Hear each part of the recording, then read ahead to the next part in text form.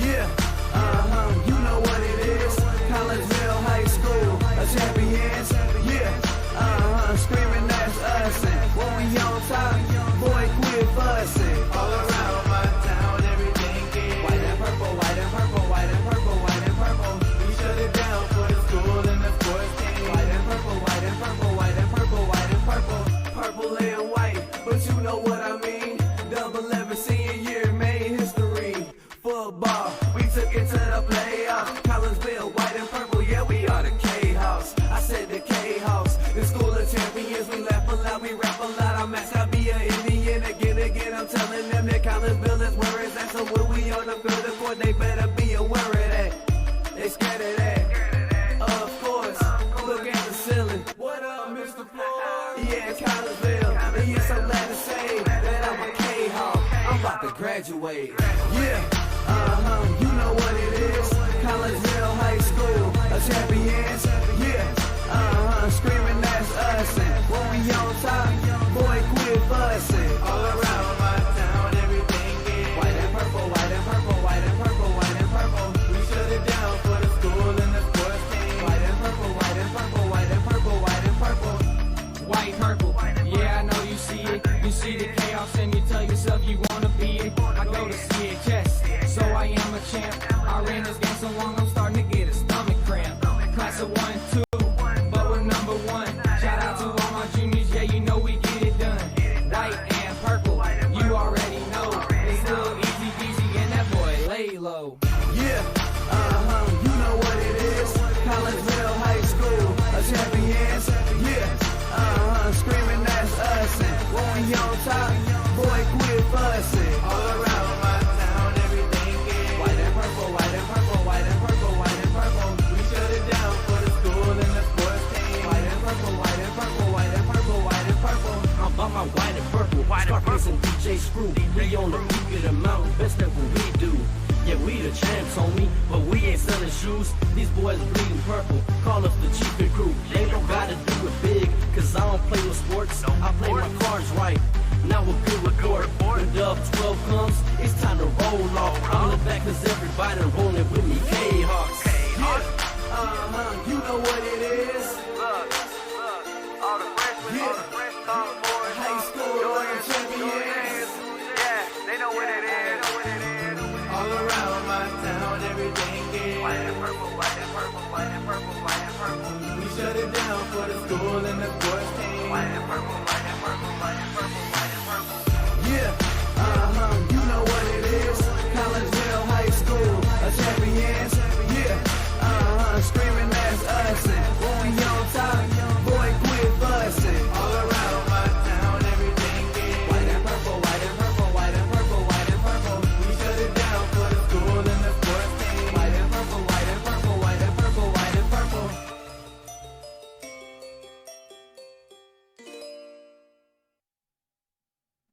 And a very good evening, everyone, as we welcome you to Belleville and Belleville West High School, where we are live tonight as we bring you some Collinsville Kahok boys soccer action as your Collinsville Kahawks get ready to take on the Belleville West Maroons. I am Todd Duke. Chris Kettler will join us here in just a moment as we welcome you into the Chiropractic Works pregame show.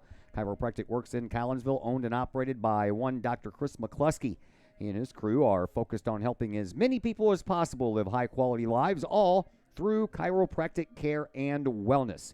You can visit Dr. McCluskey at Chiropractic Works in Collinsville at 410 Regency Center, just off of the Beltline Road in Collinsville, or give them a call at 343-3602 or online, chiropracticworkscollinsville.com. Kahawks come into this contest with an overall record of 4-7. They are 2-3 in Southwestern Conference play under third-year head coach Rob Lugie. Rob Thornberry is in his 10th year as the head coach here at Belleville West, and he has his team at 5-6 on the year and also at 2-3 in conference play. We bring in Chris Kettler now, and Chris, this time last year after 11 games, Collinsville was 7-2-2.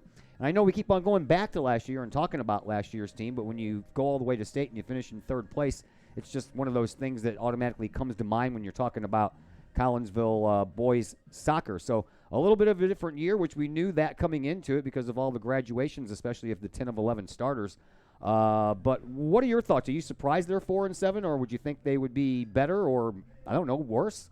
Well, I think they've been looking for that scoring touch throughout the season here, find someone to go to, and it just hasn't occurred here just yet. Been shut out here the last few games, and even last year's team at Winona State hit this little bit of mid-season funk, and hopefully this team isn't doing that because they really can't afford to do that this year. Last year's team really came out of it with a vengeance and won all the way out until they got to the semifinals. So hopefully the Kahoks can turn this around, find that scoring touch. Hopefully they've been coaches finding their way through the training sessions they have to have when they're not playing a game, but there's been a lot of games here lately. And funny you should mention that because that's pretty much what Coach Rob Lugge said when I asked him that same question a little while ago when I interviewed him for the pregame show. We'll pass along that interview to you next as the Chiropractic Works pregame show continues here on the Kahok Sports Network. As the Director of Sports Medicine at Next Level Performance Institute, I oversee the care of all of our athletes, many high school, collegiate, and professional. Our goal is to help athletes stay on the field and maximize their performance. We have state-of-the-art diagnostic equipment where we can actually perform testing to get to the root cause of problems that could be getting in the way of athletic performance. When it comes to taking care of athletes, we take a full-body approach, whether it's musculoskeletal ailments, nutritional issues, organic issues such as headaches, sinuses, digestive issues. We have advanced training to where we can remedy health issues and return that athlete to play as quickly as possible. If you or your athlete are dealing with any kind of nagging sports injury and would like to see if we can possibly help, feel free to give us a call or come by the office anytime.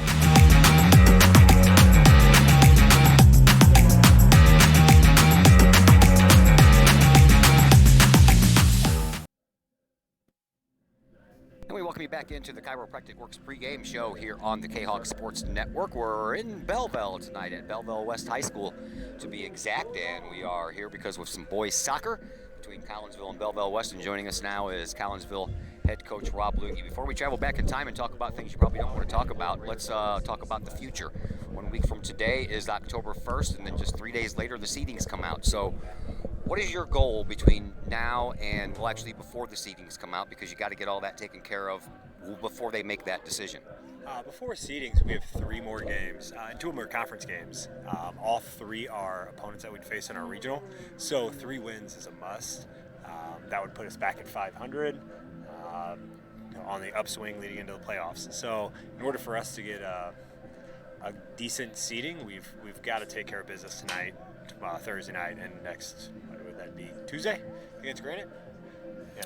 All right, so coming into this year and coming off of what you guys did last year, did you feel that there was maybe, I don't know, too much expectations for the soccer team and for you? No, really. With the starting lineup, the group that we lost, and knowing that we just have an inexperienced group, I knew it would be different, and it would be a difficult year. I didn't realize it would be this difficult at times. I knew we'd have our ups and downs, but again, but lately we've been playing better. We just can't seem to get results. Our games, they've been challenging because we struggle to finish right now. That has a lot to do with, and we're going to go back in time now, to the Edwardsville game we'll go, because that was the last time I got to watch. Number one, that's the first time I have really done a game that I didn't have headphones on my head, and I can't really hear any of the ambient sound around me. So I got to hear a lot of things that I normally wouldn't get to hear. How big is communication during the game while the game is going on between you and your team? Well, communication between themselves is probably the most important thing. A good soccer team, the team we played a couple weeks ago in Webster Groves, they communicate nonstop for 80 minutes, and that's why they're successful. We struggle at times with communicating, letting each other know if men are coming on, where the ball is going to go. If we can fix those little things, and the year can turn out fine. One goal in the first half against Edwardsville, and then, boy, the second half opened up and things didn't go very well. What happened? That's a great question. That first half, the boys played well. I'm going to go with the first half. The boys played well. We created chances. It was an unfortunate goal we gave up. And, us having that PK at the end of the half and not getting the goal, I think it wasn't a turning point, but it definitely, I think, was in the back of their minds that they had a chance to go into the second half tied. And then once that second goal hit, it was like a wave, one another than another. But thinking about the game, the boys didn't play bad. There were just spurts where you just give up goals and not much we could do about it at the time. All right, then you took on CBC in their neighborhood. 3-0 loss, I guess, all things considered, against a team of that caliber. That's not bad. Your thoughts? Yeah, I think we're on moral victories right now. So we played 72 minutes of good soccer last night. We were down 1-0 in the 72nd minute. And, at that point, we're kind of thinking, do we want to win the game, or do we want to try and tie the game, or prepare for the rest of the week? And then once we were kind of creeping forward, they got a quick transition goal on an amazing shot from I don't know what grade that kid in, but he hit a shot from about 35 yards out straight in the corner. At that point, we just started taking people off and preparing for tonight. And they got another one, 2 goals in 8 minutes. 3-0 wasn't the result. If people watched that game, it's not the result they would have thought. 3 losses in a row now, and all 3 shutouts. So offensively, anything that you can pinpoint, put your finger on as to why this is happening? No, I've never been through a stretch like this in all my years of coaching. I really go back to, we're playing good soccer. We are just, shots in the box that are hitting people, good saves. It's just nothing seems to be going our way right now. But, at any moment, luckily things can change. We were talking last night that last year's team went through a stretch where we lost 6 out of 7 games, something like that, and we won the next 12 of our 13. So anything is possible. Just we got to figure things out going to goal. You have Belleville West tonight on their turf. Last time you played each other, it was on your turf. 3-0 win for you guys. Something to build off of going into this game? Yeah, we played well. I watched that game film today on my lunch break. The first half wasn't great, but the second half was one of the better halves we've played all year. We had constant movement, communication, and the ball was flying all over the place. If we can just replicate that on a half-to-half, game-to-game basis, then it'll be a good year. We'll get a good result. Thanks for the visit, Coach. Good luck. Thank you. Rob Lugie, your Collinsville Kahok boys soccer head coach. We'll take a break here on the Chiropractic Works pregame show. When we come back, starting lineups come your way, plus more names and more numbers, all that and more on the Kahok Sports Network. As the Director of Sports Medicine at Next Level Performance Institute, I oversee the care of all of our athletes, many high school, collegiate, and professional. Our goal is to help athletes stay on the field and maximize their performance. We have state-of-the-art diagnostic equipment where we can actually perform testing to get to the root cause of problems that could be getting in the way of athletic performance. When it comes to taking care of athletes, we take a full-body approach, whether it's musculoskeletal ailments, nutritional issues, organic issues such as headaches, sinuses, digestive issues. We have advanced training to where we can remedy health issues and return that athlete to play as quickly as possible. If you or your athlete are dealing with any kind of nagging sports injury and would like to see if we can possibly help, feel free to give us a call or come by the office anytime.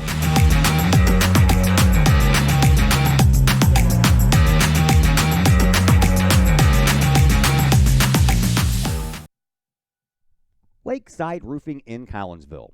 Let the professionals at Lakeside Roofing protect your most important investment, your home or business. Have the elements taken a toll on your roof system? Notice a leaking roof? Maybe it's time for a free roof inspection. Regular maintenance can extend the life of your roofing system by 10 years or more. Lakeside Roofing is your winning team for commercial and residential roofing systems. Lakeside All-Star professionals have installed, repaired, and maintained hundreds of roofs on both sides of the river. Call Lakeside Roofing today at 618-344-2800 in Collinsville or 314-241-5253 or online at lakesideroofing.com. Choose experience, choose Lakeside.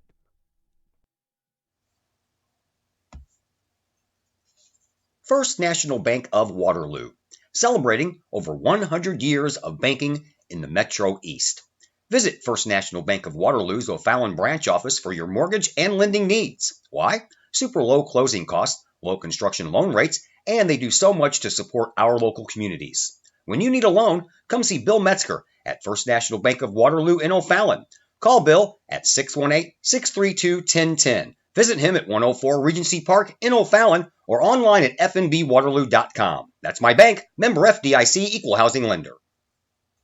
As the Director of Sports Medicine at Next Level Performance Institute, I oversee the care of all of our athletes, many high school, collegiate, and professional. Our goal is to help athletes stay on the field and maximize their performance. We have state-of-the-art diagnostic equipment where we can actually perform testing to get to the root cause of problems that could be getting in the way of athletic performance. When it comes to taking care of athletes, we take a full-body approach. Whether it's musculoskeletal ailments, nutritional issues, organic issues such as headaches, sinuses, digestive issues, we have advanced training to where we can remedy health issues and return that athlete to play as quickly as possible. If you or your athlete are dealing with any kind of nagging sports injury and would like to see if we can possibly help, feel free to give us a call or come by the office anytime.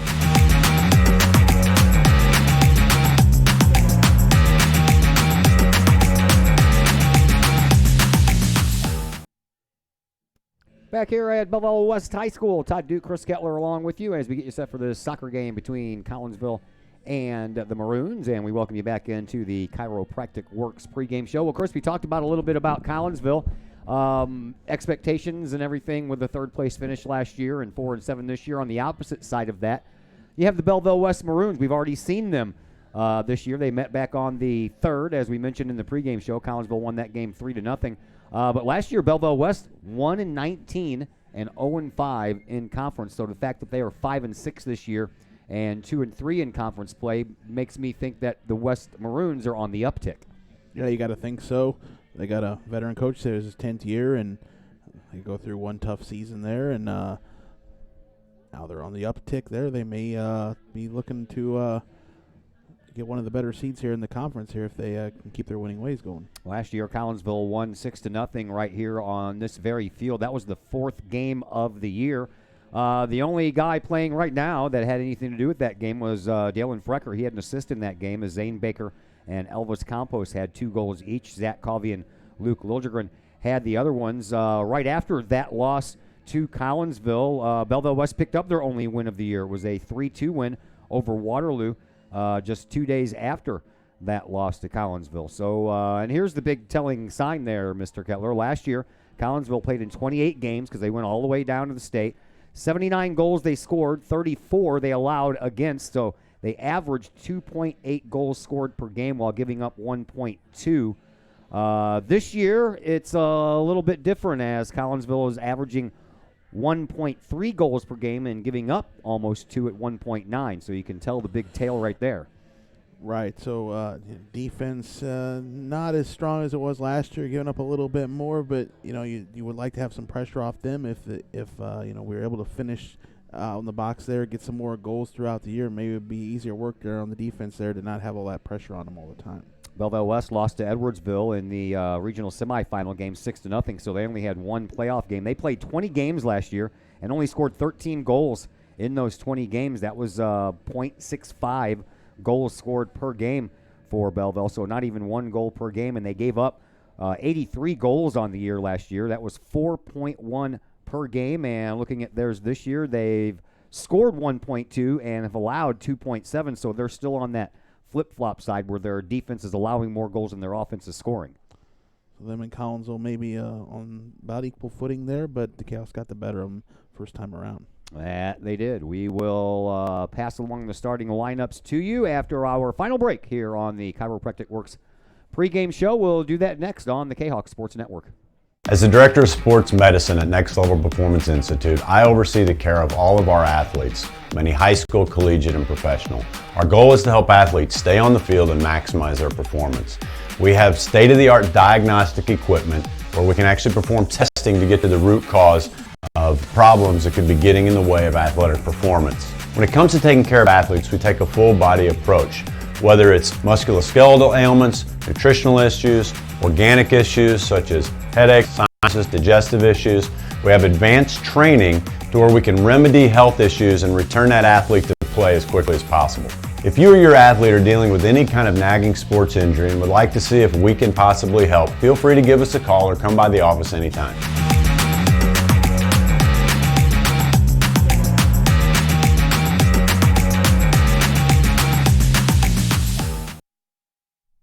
The people of Illinois welcome you. The folks in Collinsville, Illinois, well, they want you to stick around for a while and enjoy the sights, the fun, the food, and of course, the Collinsville Kahoks. The city of Collinsville is a proud supporter of the Collinsville Unit 10 School District.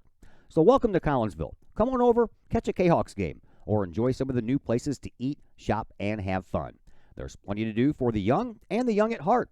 Enjoy Christmas at the Collins House during the holidays, tunes at Bloom in the warm summer months, and more. There's plenty to do in Collinsville, so come on over for a bit. The folks in Collinsville would love to see you. For more information, go to www.collinsville.org. Hi, Purple and White fans. This is Dan Mode, class of 1989. I'm with New American Funding.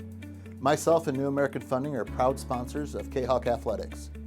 As we have great coaches at CHS on all the courts, fields, and tracks, we like to coach you through the home buying process and refinance process. If there's ever anything we can do, I can be reached at 618-973-5343 or www.danmodeloans.com. Let's support our student athletes at CHS. They deserve the best. Thank you for your time, and go Kahawks.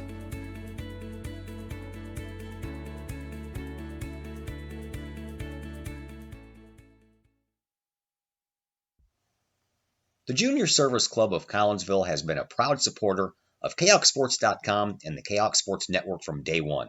Since 1934, the Junior Service Club of Collinsville has been providing women in the community an opportunity to make a difference with fundraisers and projects, all that go towards helping the needy in Collinsville.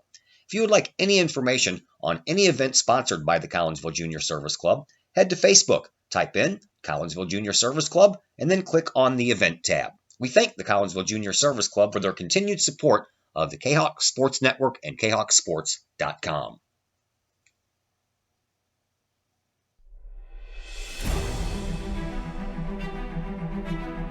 At Visionary Wealth Advisors, we empower you to see your future before it's your future,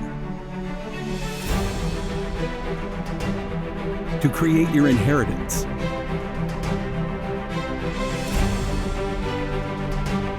to build your vision, to anticipate the known and unknown, and to find potential in both, and build new dawns. Visionary Wealth Advisors.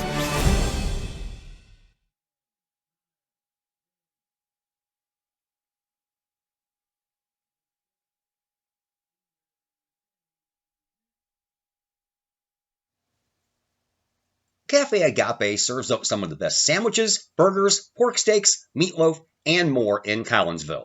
And yes, they do catering, wedding receptions, luncheons, business meetings, and more. And Cafe Agape is your destination for all of your holiday and party favorites, both main courses and delicious sides. Cafe Agape, check them out at 703 St. Louis Road, or check out the lunch buffet at the Columbus Plaza location on 157 in Collinsville. Call Cafe Agape at 345-CAFE, 345-2233. Yes, they still cater. Cafe Agape, that's some good eats. Pace Design and Construction in Maryville. Whether building a new home, making an addition to the home you currently own, or finally getting around to that remodeling job you've been putting off, Pace Design and Construction in Maryville can help. Pace Design and Construction is a building and remodeling contractor you can trust. They provide the highest quality, they are dedicated to their customers, and are committed to completing your project on time and within budget. Pace Design and Construction in Maryville. Give them a call at 618-407-5466, online at pacedesignconstruct.com, or on Facebook at Pace Construction Design. Brady Pest and Termite Management in Caseyville. Brady Pest and Termite Management is your local pest control source. The Midwest offers its fair share of pest problems, and Brady Pest and Termite Management is up to the challenge. Whether it's pesky rodents in the cold winter months or ants, spiders, and other pests in the warm months, Brady Pest and Termite is your solution. And termites? Brady Pest is tops in the Metro East in termite management. Do you have unwanted pests? Then call the best. Brady Pest and Termite Management in Caseyville. Call 343-1790 or on Facebook at Brady Pest and Termite. As the Director of Sports Medicine at Next Level Performance Institute, I oversee the care of all of our athletes, many high school, collegiate, and professional. Our goal is to help athletes stay on field and maximize their performance.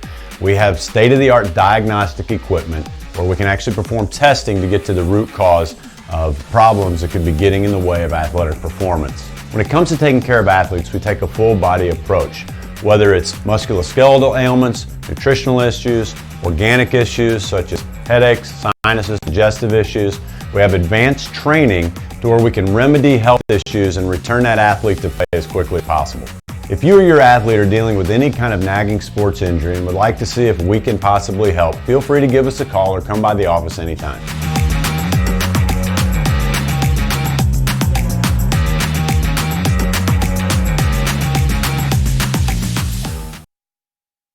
And once again, we welcome you back to Belleville West High School. I'm Todd Duke alongside Chris Kettler. We are about ready to bring you this matchup between Collinsville and Belleville West. Here are your starting lineups. For the Maroons, in goal will be senior Daniel Richardson. In front of him, a couple of other seniors in Tyler Kinnicken and Braden Easton. And then you have Connor Lind, who is a freshman, getting the start here tonight. Sam Schmitz, he is, well, it says 2019. He's going to graduate one now.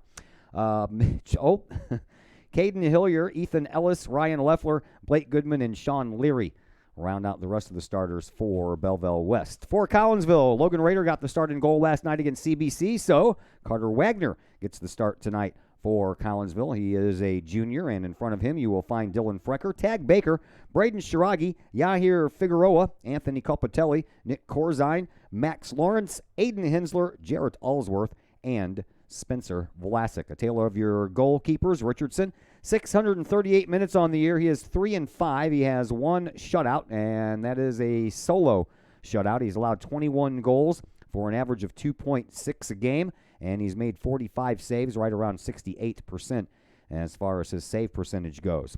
For Carter Wagner, not many minutes in goal on the varsity side, 54 minutes to be exact, and he has not allowed a goal on 6 shots, so we're hoping he can continue that hot streak there as we are underway. Sun is about ready to go down behind the trees, and it's a very comfortable evening. Going to be another chilly night when we all wake up in the morning as it was today. It was a little cold when I woke up this morning, but I'm always cold, so that's not a surprise.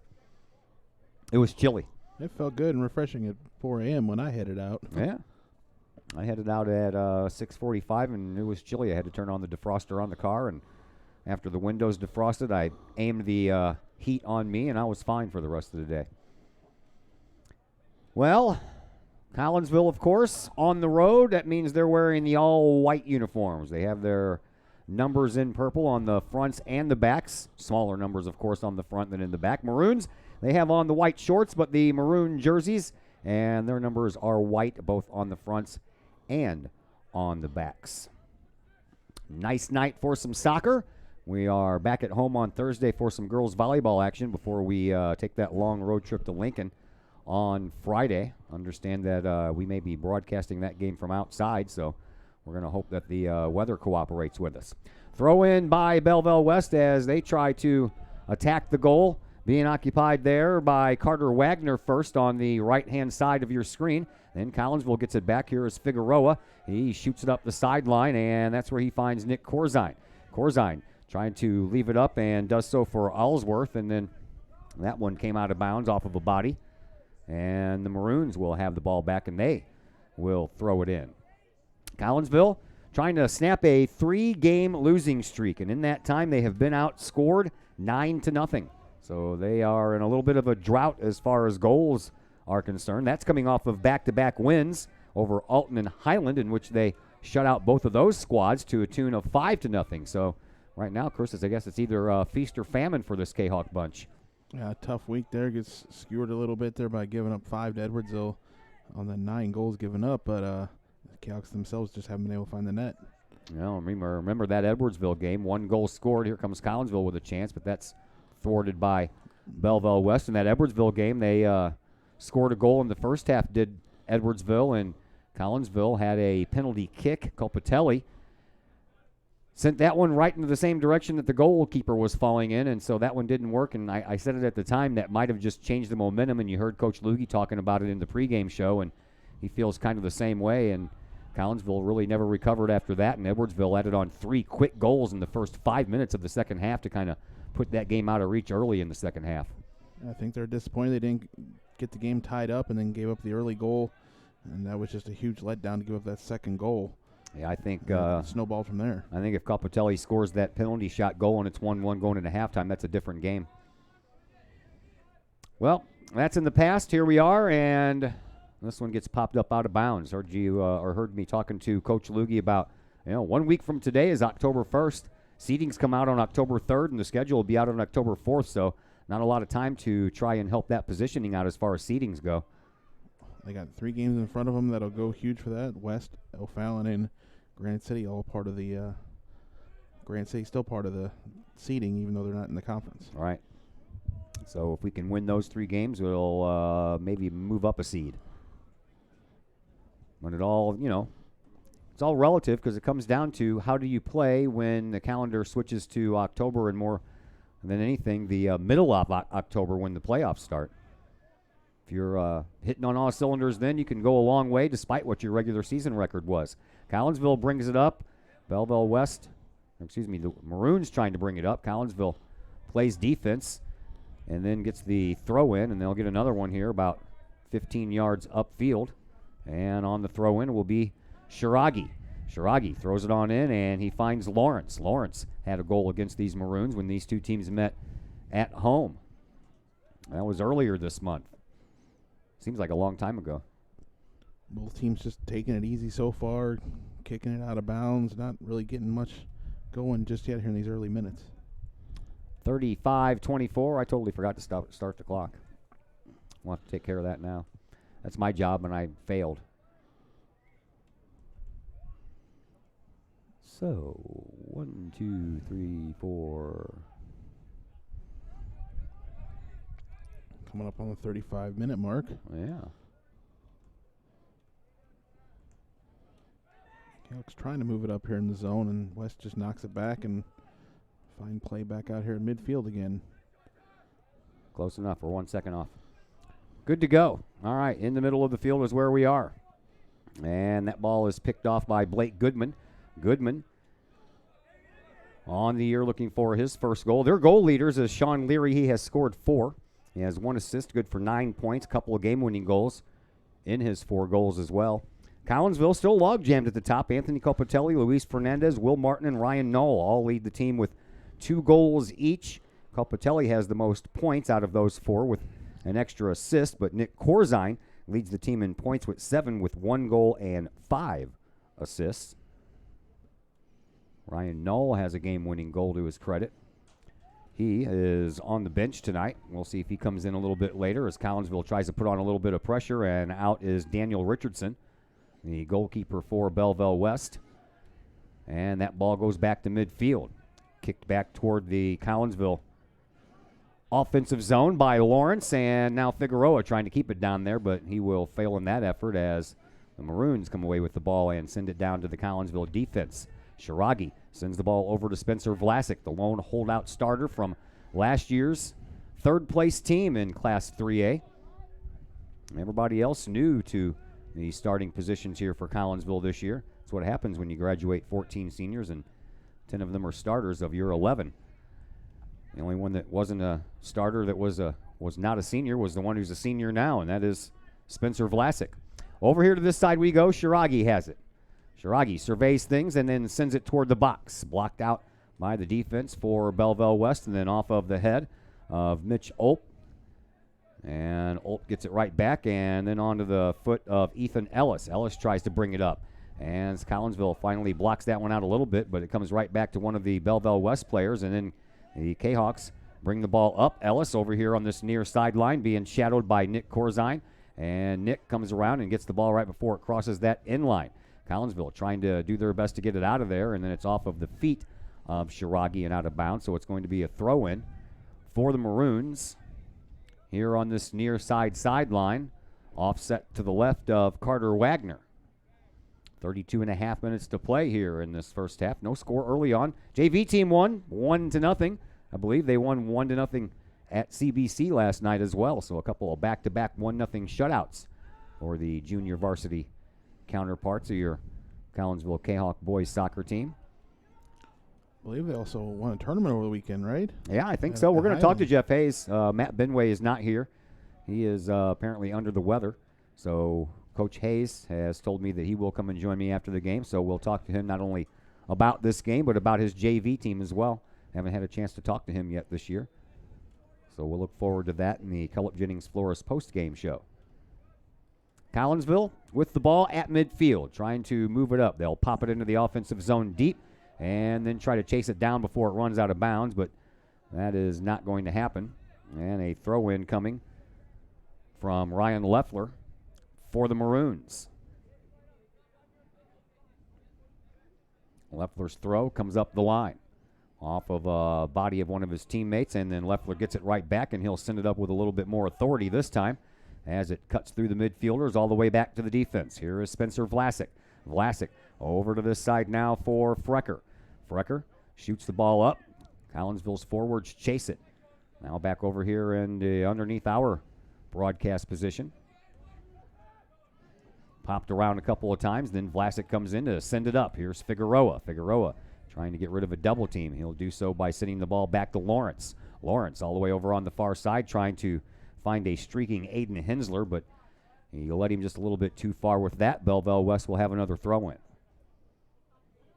Right in front of their own bench. Ball comes back in, and the Maroons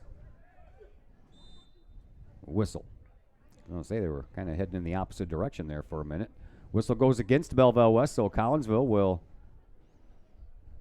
get a free kick here. And meanwhile, Adam Hensler goes over and talk things over with one of the assistant coaches for Collinsville. There's a ball. That's a good hit ball there. Boy, I tell you what, that was heading in the right direction and sinking at the right time. But right onto a Belleville West Maroons noggin, and back out the other way we go, and that ball is out of bounds. Collinsville will have another throw-in at midfield. Shiragi, he'll take care of this throw-in, and he'll do so and get it right back off of the head of Corzine. And Shiragi will send it up into the middle. Now back over to Colpatelli. Colpatelli gets the ball right back, trying to thread the needle right through the legs of one of the defenders, trying to find Corzine over here on this near sideline, but it never made it through. All the way back to Spencer Vlasic. Vlasic sends it up to Lawrence, and Lawrence tried a chip shot over there for Hensler, but that went over Hensler's leg and out of bounds. 29.5 to go here in this first half. Scoreless thus far. Glad that you're with us here on a Tuesday evening. Temperatures have dropped over the last couple of days from where they've been. It's been very comfortable out, but we understand that's not going to last too long. We'll be nice and warm again by the weekend. Hopefully dry, at least on Friday. And, of course, on Saturday and Sunday, because we like those dry weekends when we can go out and do stuff.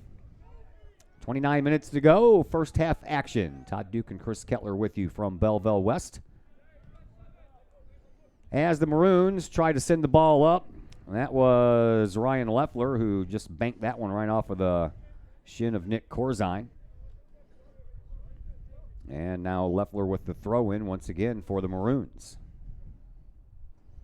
No substitutions yet, but Collinsville looks like they have a couple waiting in the wings, and now one of the Maroons players comes off the bench and starts heading toward midfield waiting for the next opportunity. That ball goes out of bounds, and we'll have another throw-in deep in Belleville West territory. Carter Wagner will have to be on top of his game here as he comes to that near post. And Leffler once again with another throw-in for the Maroons. Another time when the Collinsville defense just got a little too far back in their own zone, had to just settle for clearing it out and let Belleville West get the throw in deep.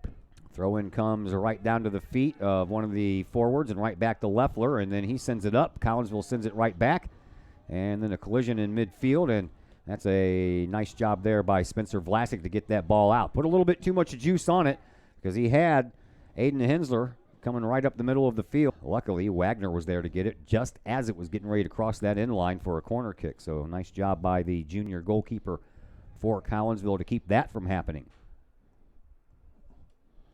He'll set it down and send it back out. Didn't have much height on that one, but Figueroa takes it off of his head, and then a little pop shot that's going to go wide off of the foot of Jared Ellsworth. He didn't get everything he wanted on the ball. I think it hit off his knee more than anything. Hit off his knee.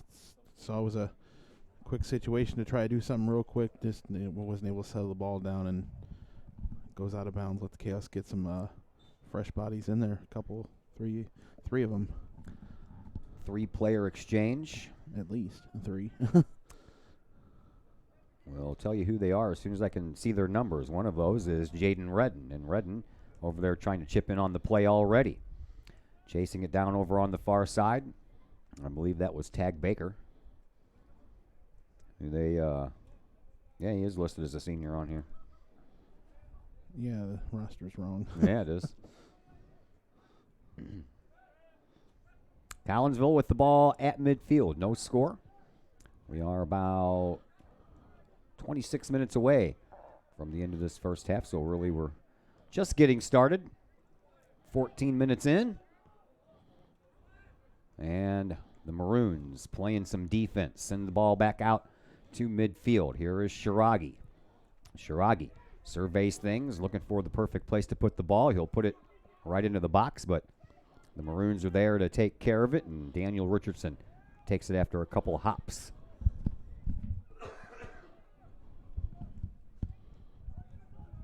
.25 to go. Scoreless first half thus far. Maroons now on the move, and that was a nice job. That's the experience that Spencer Vlasic will bring you. He is, as we mentioned, the only returning starter from last year's third-place team, and that just goes to show you right there how valuable he is. Quick ball movement from West. Bring it down the sideline, then bringing it back in, and Vlasic sniffs it out and clears it away. Nice sliding tackle there by the Collinsville senior. Throw in coming from the far side of the field with 25 minutes to go here in this first half. Comes in, and Collinsville gets a head on it and sends it right back out. Belleville West trying to stop it. The Maroons back on their heels a little bit. Tag Baker almost got that ball, and there was only one more player out front, and that was Redden, and he was ready to go. Meanwhile, Kahawks bring it back out, and here is Efren Lopez. Lopez sends the ball up here to this near sideline, but a little bit too far for Redden. Shiragi gets it right back from Belleville West, and then it is Lawrence who sends it back to Spencer Vlasic. Maroons intercept right at midfield. Put it up on the feet of Colin Reeb.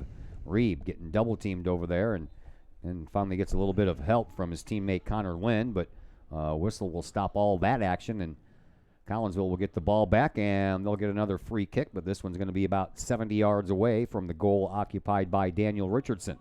It's popped up and popped back out the other way. Not much of a wind. American flag over by the scoreboard, moving around just a little bit, but other than that, laying kind of limp. So no wind will have an effect on this game. I was looking at the schedule today, and then I got on the IHSA website and clicked on soccer just to see when the seedings were going to come out. I'm like, man, that's like in a week. A little bit more than a week.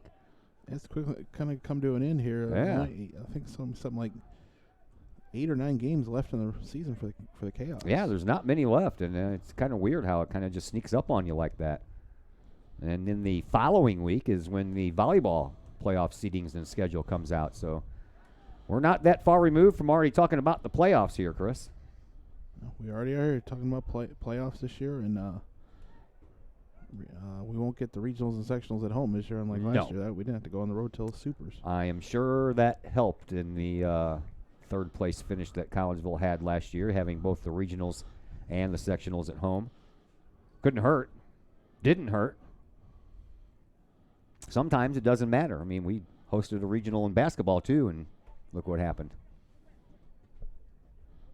Yeah, it's always fun to host them too, but sometimes you got to go on the road. Yeah. Ball comes up the near sideline and out of bounds, and it's going to belong to Collinsville. As Shiragi will throw the ball back in. He'll do so to Copatelli. Copatelli sends the ball back to his defense, and Vlasic will take over, survey things, and send the ball up right in the middle, and it'll be ping-ponged around for a moment. Finds the feet of Lawrence. Lawrence tries to send it up. It's blocked out again by Belleville West. 22 minutes to play here in this first half. Shiragi with it on the sideline. Gets it over to Frecker. Frecker skirts it toward the middle of the field, and then gives it back to Vlasic. Vlasic trying to shake away a couple of defenders. Instead, he'll send the ball back to Frecker. And Frecker will send it back to Vlasic, and we'll start this whole process all over again. Vlasic makes a nice move and then sends it up. Bounces right off of Efren Lopez. Kind of just a back and forth volley going on right now between the two teams. No one wants to get any momentum going anywhere, and now we have a whistle. And that'll stop the clock on an injury to one of the Maroons. Down on one knee, pops back up after they stop the. And that was Sean play. Leary. Sean Leary, the senior midfielder for the Maroons. He'll go off the field. He'll be met by the trainers and the head coach. Make sure he's okay. Walking off under his own power, so I'm guessing he's all right. Probably restart this with a drop ball that West will just clear back to Collinsville's goalie. And exactly what they do. Carter Wagner comes up with the ball. Places it down. Sends it back to midfield, where it falls down into the circle after hitting a couple of bodies. Lopez then gets tripped up, and he is going to be rewarded with a foul against the Mighty Maroons, they call them here. Mighty Maroons. Free kick. This one's going to be from about 50 yards away, and Shiragi will leave it for Frecker. To try to bring this up in the box. Frecker pops it into the box. And the only one there was one of the Maroon defenders. Got a head on it, but comes right back out to Frecker. Frecker trying to slow the ball down. Has a defender right behind him. Puts one toward the goal, and that one goes a little wide to the right of Daniel Richardson. Almost halfway through this first half. No score between Collinsville and Belleville West. Kahawks 3-0 winners against this team at Kahok Stadium earlier this month. So the Maroons are trying to repay the favor. Collinsville trying to shake off a 3-game losing streak. Richardson pops it up right into the middle of the field. And Collinsville's Lawrence tries to use his head to get it back going the other direction, but while that worked, Belleville West controls the ball and sends it back down the other way. Shiragi off of his head. That ball will go out of bounds.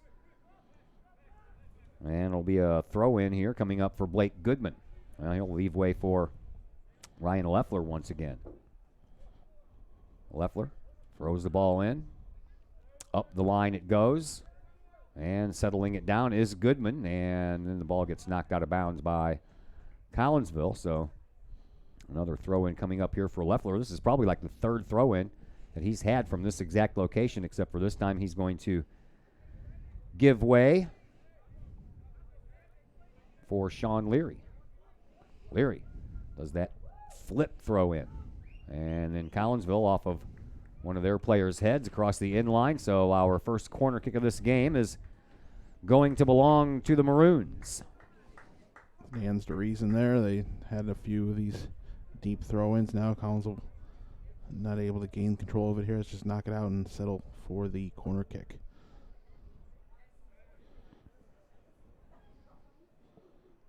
And here it is. It's going to go all the way out the other side. A little bit too much juice put on that one. Collinsville sends it back out. But the Maroons control for a moment. And a couple of nice moves there by Colin Reeb. And Reeb sends it right through the heart of the box and out the other side. But the Maroons still have control over the ball. They send it up. And Redden takes control and sends it up that far sideline. That was not a bad move there. Now a little wrestling match going on over there between Tag Baker and the opposing number 5, Connor Lind. Number 5 versus number 5, but our number 5 is the one who gets the whistle. So that'll go against Baker, and the Maroons will have a free kick from about 70 yards away.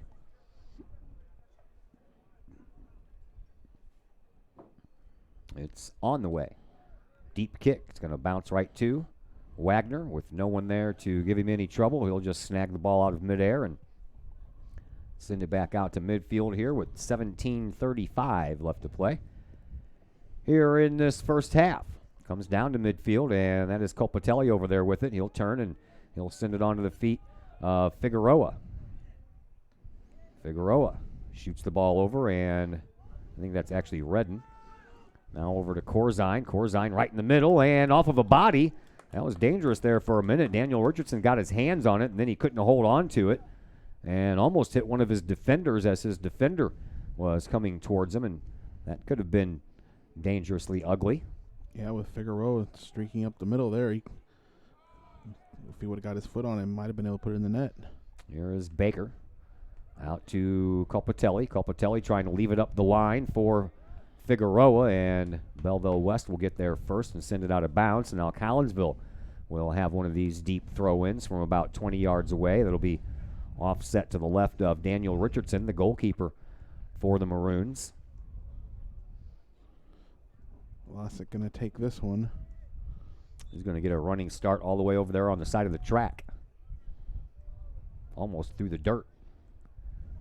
Gives it a heave-ho right in the middle and off a couple bodies, and down it goes. Collinsville trying to get a hold of it to get a shot, but Belleville will take care of that, and they'll pop it up. Figueroa trying to find it in midair. He'll roll it off the back of his head, and then Collinsville trying to go back to work and settle it down for offense. Shiragi, he moves it up. Here is Redden. Redden looking for somebody over on the side. Tried again to get it through the legs of one of the defenders. Almost worked again, but not quite. Here is Vlasic at midfield, all the way over on the far side sideline. He'll send it into the circle for Frecker. Over here now for Shiragi. Shiragi lines it up, takes it off of the head of Redden, and it'll skip to the side. And it'll be stopped by Daniel Richardson. Richardson will pick the ball up, and everybody heads back in the other direction. Coming up on 15 and a half to play here in this first half. No score between Collinsville and Belleville West. Richardson sends it out to midfield. Over here to this near side sideline, slowed down by both Collinsville and Belleville West, but then it eventually comes back to Shiragi, and then that ball knocked out of bounds by Blake Goodman, so Shiragi will have a throw-in. Shiragi throws the ball in off the head of Colpatelli, off of the foot of Corzine, and then a whistle as that ball made it to Figueroa. But free kick coming up here for Collinsville. Frecker will take it from about 50 yards away, and he'll send it up toward the box. He does so off of a head, and a bouncing ball will go past the far post over there, and Collinsville's getting closer and closer to actually putting a shot on goal. Yeah, just sending some balls in the box, trying to get a lucky bounce or something. Maybe hit somebody in good deflection. Nothing yet. Richardson once again will send it back out to midfield. 14:20 left to play here in this first half. Collinsville controls the ball. Sent up by Lawrence, but rejected and sent right back by Belleville West. Now Redden tries to slow the ball down and make a little forward progress in the zone, but that was thwarted, and the ball goes out of bounds. Collinsville will have a throw-in in front of the Maroon bench.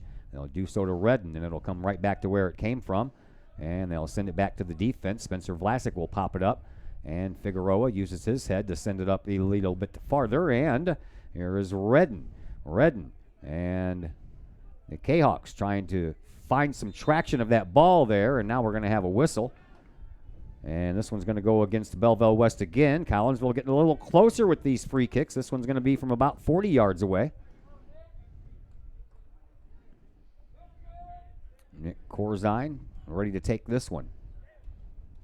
Got to put the people in their places.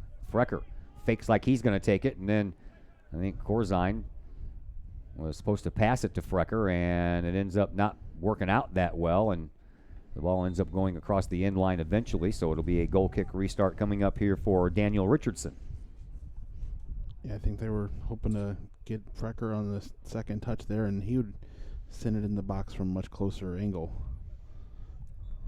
Yeah, that didn't work out. It was a good idea, but I think... and try to catch the defense napping, something they may not expect there, and just a little too much on the ball as he sent it up. Yeah, Corzine just got a little bit too much on it. Frecker had a bunch of speed going that direction, but did not pay off. 12 and a half to go, and We're still looking for our first goal of this game. And here comes Corzine. He'll send it over to Figueroa. Figueroa to Colpatelli. Colpatelli sends it out toward the middle. Turning around and sending it back to the defense is Ryan Null. And then the defense trying to return the favor and send it back up. They find Colpatelli. Now back over to this side and back to the defense for Frecker. Frecker sends it all the way over to the other side. In front of the Belleville West bench, a loose ball picked up by Collinsville. Here is a nice leave by Colpatelli. And then a fight over there in the corner for it for Aiden Hensler. Maroons win that battle. Here's Vlasic. Vlasic sends it back to midfield for Frecker. Frecker moves the ball up. Sends it over to this side now for Shiragi. Shiragi sends it back out into the middle now for Vlasic. And Vlasic starts the routine all over again. A little double team going on there for Ryan Null. And now a shot that goes into the box, bounces off a couple of bodies, comes down onto the feet of one of the Maroons players. They're so far away I can't make out any numbers at this point. Back over this way we go, and that is Nick Corzine. But that ball is blocked out. And it'll be Collinsville's ball after we have a couple of substitutions, one for each team. 11 minutes and 5 seconds left to play here in this first half.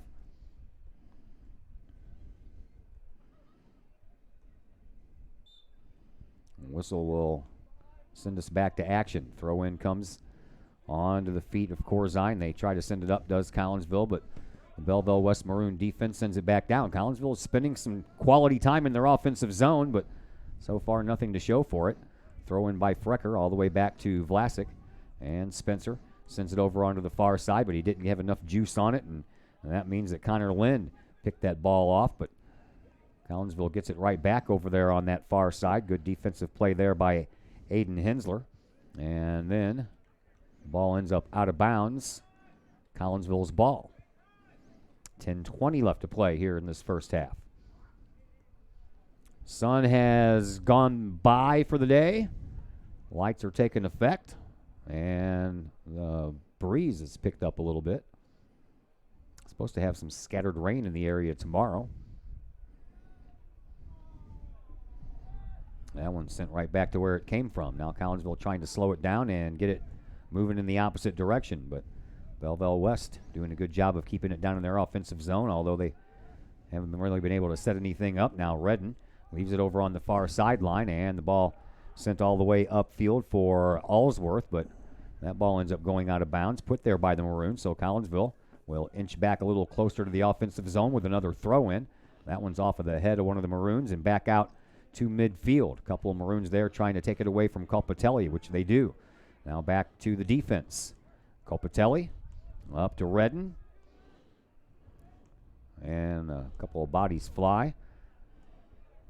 Physical play out there, and here is number 10 against number 10. Colpatelli against Ethan Ellis. Colpatelli stays on his feet, has the ball, looks for things, sends it up, and then that ball popped off of a foot, and the Maroons get it right back.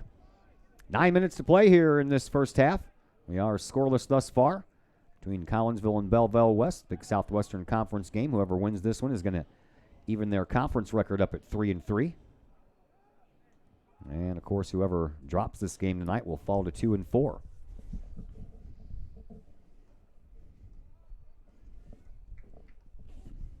Some battling down there by both players from both teams. Nothing dirty just yet. Went a little foul. We'll swing the field here the other way for Belleville West. Maroons with the ball near midfield.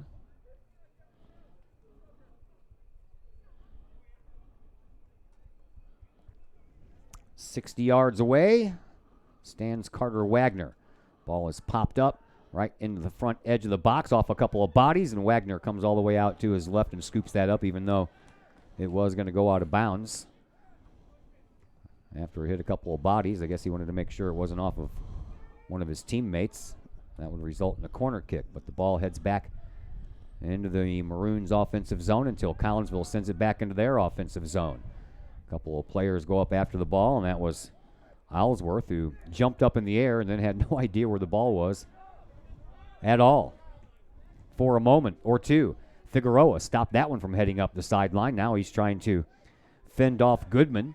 And a little double team over there. And with 2 Kahawks and 1 Maroon over there, the ball ends up banking off of one of the Kahawks. So a throw-in coming up here for Belleville West as we approach 7:15 left to play here in this first half.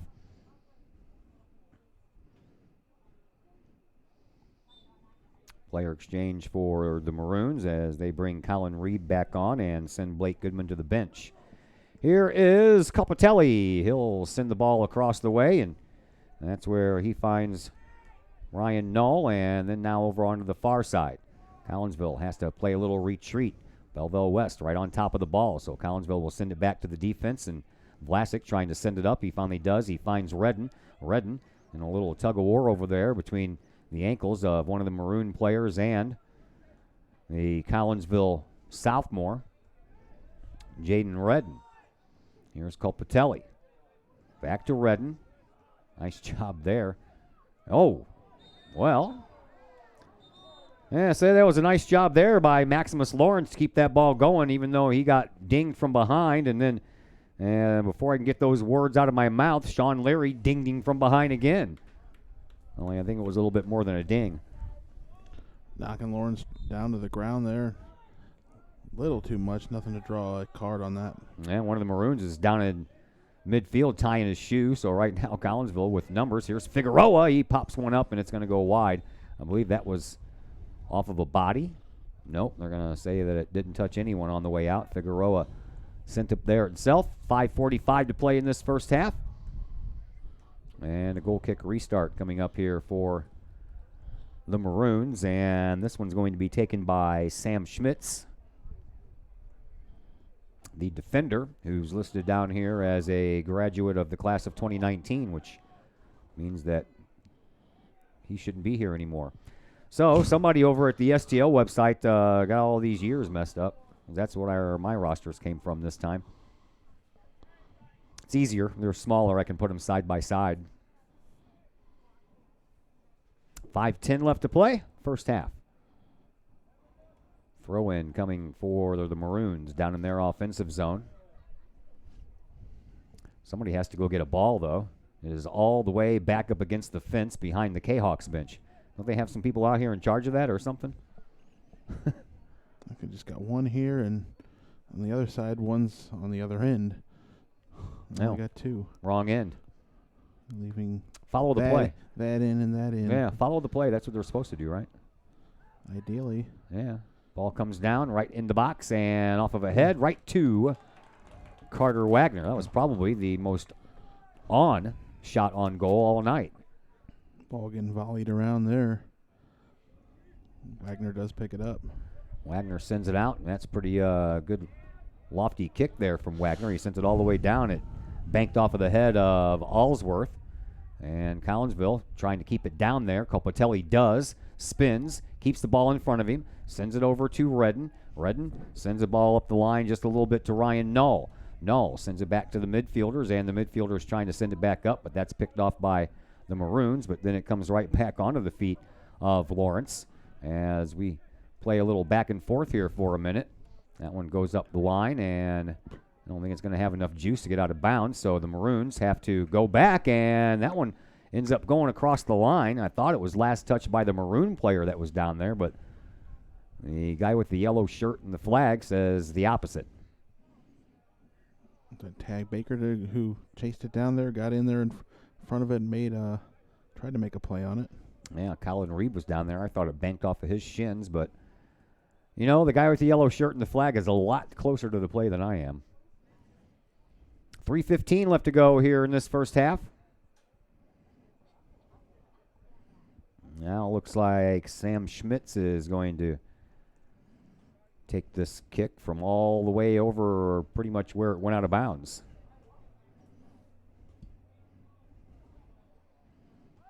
He does so. Back into the Maroons' offensive zone. Collinsville, their defense sends it right back to midfield. Lawrence couldn't quite get control of the ball and send it up. So the Maroons take over, and Belleville West trying over there on that far side, but they are offside. About a step ahead. when the ball was sent. Colin Reed was already down there. Apparently a little bit too far. 2:25 left to play here in this first half. Have the Cafe Agape halftime show coming up. We'll scour the interwebs and see what we can find for you as far as scores go. I know there's more soccer going on, probably a little volleyball as well. Here's Figueroa. He'll leave it over here for Shiragi, pinching in on the defense. Shiragi trying to thread the needle right into the box. Does so after a couple of banks, and then Redden will send it right through the football uprights. Good for a field goal. Shiragi had Null and Aylesworth right there centered. Just couldn't find either of them. Down to 1:45. Daniel Richardson sends the ball back out to action. Orange soccer ball here tonight. Back we go. Here's Redden. Redden has the ball come right back to him. Well, Collinsville couldn't find the man in the white shirt, though. Instead, they find one in the maroon shirt, and that one sent all the way down. Wagner will scoop it up, and he'll send it back out with 1:15 left to play here in this first half. He does so. Maroons send it right back to where it came from, but the Collinsville defense is there. They step up, send the ball up into the offensive zone of the Kahawks, but then the Maroons get the ball right back. They pop it downfield, and Frecker chases it down, sends it back up with a little backwards kick there, but the Maroons send it back into the offensive zone once again with under a minute to play here in this first half. Ball popped up right before midfield, off of the head of Mitch Ope and back down the other way. Kahawks trying to find a little momentum on the offensive side to send it back up. That ball is sent back down, and Collinsville needs to watch out so they don't. There you go. Thank you very much. End up getting a corner kick here in the waning seconds of this first half. Nice play there. Collinsville sends the ball out across the sideline. Aiden Hensler with that heads-up play. As we have 15 seconds to play here in the first half. Throw in coming from the far side by the Maroons. They send it in, and Collinsville headbutts it right back out the other way. And a whistle will stop the action, and that will allow the rest of the seconds to tick off here as we reach halftime. And into our halftime show we go. Brought to you by my good friend Ron McGee. I worked with him Saturday at the Italian Fest, feeding the masses over the weekend. Well, you can get some of that great food yourself. All you have to do is stop by Cafe Agape there on St. Louis Road. They have nachos, burgers, pork steaks, meatloaf, and a host of other wonderful homemade items you can choose from. They also offer catering service, so if you are in the market to have an event catered, give my friend Ron a call today at Cafe Agape, 345-CAFE. That's 345-2233. Scoreless after one half of play here from Belleville West. Cafe Agape halftime show is next on the Kahok Sports Network. Cafe Agape serves up some of the best sandwiches, burgers, pork steaks, meatloaf, and more in Collinsville. And yes, they do catering. Wedding receptions, luncheons, business meetings, and more. And Cafe Agape is your destination for all of your holiday and party favorites, both main courses and delicious sides. Cafe Agape, check them out at 703 St. Louis Road, or check out the lunch buffet at the Columbus Plaza location on 157 in Collinsville. Call Cafe Agape at 345-CAFE, 345-2233. Yes, they still cater. Cafe Agape, that's some good eats. Ogle Auctions in Collinsville, the newest in online auctioning. Go to ogleauctionshighbid.com. That's HIBid.com to check out what's up for bid in the next auction. Ogle Auctions deals with everyday items like board games, t-shirts, and more, to collectibles, whether that is a vehicle, vinyl records, or vintage toys. Or how about a trolley car? And Ogle Auctions is always on the lookout for more items. Check out their next online auction at ogleauctionshighbid.com. That's ogleauctionshibid.com. Or call Kim Ogle today at 618-980-4530. Something old can be something new again. The Old Herald Brewery and Distillery in Collinsville proves that old adage right one more time. Derek and Whitney Reiser, along with brewmaster and distillery operator Torrin O'Brien, Old Herald Brewery and Distillery is not just a place to eat and drink, but more of a must-experience destination in the St. Louis area. With its Collinsville Herald newspaper feel, Old Herald Brewery and Distillery features a restaurant, a tap room, and of course a state-of-the-art one-of-a-kind distillery. Old Herald Brewery and Distillery can handle all of your group functions, as well with an event space that can handle you and 79 of your friends for any large gathering. And the food? Well, simply amazing, with local and new favorites, plus brunch on Sundays. How about bocce ball or bags on the patio? Old Herald Brewery and Distillery in Collinsville, 115 East Clay Street in Collinsville. Give them a call at 855-8027, online at oldheraldbrewing.com, or on Facebook at Old Herald.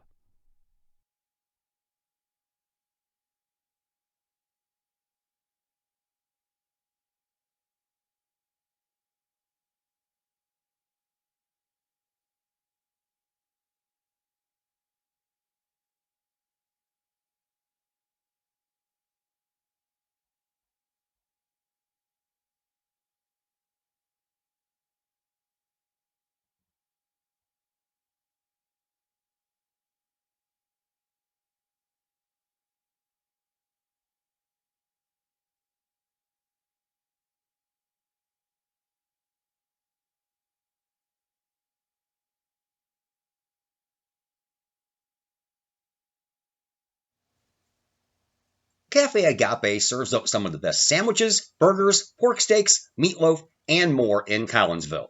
And yes, they do catering, wedding receptions, luncheons, business meetings, and more. And Cafe Agape is your destination for all of your holiday and party favorites, both main courses and delicious sides.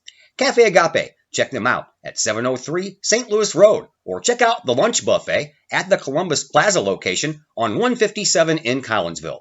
Call Cafe Agape at 345-CAFE, 345-2233. Yes, they still cater. Cafe Agape, that's some good eats. And we welcome you back to Belleville West. We are at halftime. We are scoreless between Collinsville and the Belleville West Maroons as we get ready to head to the second half. And once again, does anybody out there have the ScoreStream app? It has got to be the most useless app that I think I have ever seen in my life. I pop on it for the first time since Friday, and the first game that pops up, East St. Louis beat Belleville West 53-0 in football last week. Second thing on the list, 28-27, O'Fallon over Belleville East football from Saturday. We have the Taylorville-Collinsville score, and then we have a soccer score from last Friday in which Barrington beat O'Fallon 2-0. There is nothing on here from tonight or even last night. I mean, I don't know. I don't get it. I guess I'm going to have to ditch that app and try to find another way to get some scores. You got anything over there? Yeah, I got the other Southwestern Conference scores. They're all at halftime. Alton leads Belleville East 2-1 at the half, and Edwards leads O'Fallon 1-0 at the half. All right, and pro sports, we have, of course, the Cardinals are out in Arizona, so their game is probably about a half hour, 40 minutes away from getting started, so nothing out of there yet, and we need the Brewers to lose. That's not happening right now. They lead Cincinnati 3-2, and the Blues are in preseason action after their big trade today when they sent Edmondson to Carolina for Falk. We have another guy in St. Louis named Falk. You're gonna let him wear number 28? Yeah, hopefully. Maybe you can do the same thing. Yeah, that'd be nice. Is anybody at 28? I already have a 28 Falk jersey hanging up in my closet. I can break it out for that, right? It's blue and gold. The only thing that's going to get you to wear it, It's right? blue and gold. Only thing Yeah, I still have it, only because it was Marshall Falk. First period, Dallas has a 1-0 lead over the Blues. So that is a look at your halftime score, brought to you by our good friends at Cafe Agape. Second half action will be coming your way in just a moment here on the Kahok Sports Network. Cafe Agape serves up some of the best sandwiches, burgers, pork steaks, meatloaf, and more in Collinsville. And yes, they do catering, wedding receptions, luncheons, business meetings, and more. And Cafe Agape is your destination for all of your holiday and party favorites, both main courses and delicious sides. Cafe Agape, check them out at 703 St. Louis Road, or check out the lunch buffet at the Columbus Plaza location on 157 in Collinsville. Call Cafe Agape at 345-CAFE, 345-2233. Yes, they still cater. Cafe Agape, That's some good eats. Plumbing or electrical problems? Is your AC or heater on the fritz? There are dozens of companies out there, but do you really know who you're letting in your home? Trust Tiger. Our technicians are clean-cut, drug-free, and background checked. What other company can make this bold statement? Our 24-hour emergency service will ensure your plumbing, heating, AC, and electric are up and running no matter what time of day it is. Schedule your appointment today. Tiger Plumbing, Heating, Air Conditioning, and Electrical Services. We earn our stripes every day. Code 3 Barbecue Supply, home of Code 3 Spices, is first responder owned by proud Kahok alums. Located at 302 East Main Street, Code 3 Barbecue Supply is your home for one-of-a-kind everything barbecue headquarters, providing the best American-made barbecue grills, smokers, rubs, sauces, accessories, and cooking expertise from professional barbecue experts. Code 3 Spices provides award-winning rubs and sauces and donates 25 cents a unit sold to first responder and military organizations to aid the fallen and assist with suicide prevention and PTSD awareness. Stop on by. See the guys at Code 3 Barbecue Supply for all of your cooking and grilling needs. Code 3 Barbecue Supply, home of the Memphis in May first place world champion Patriot sauce.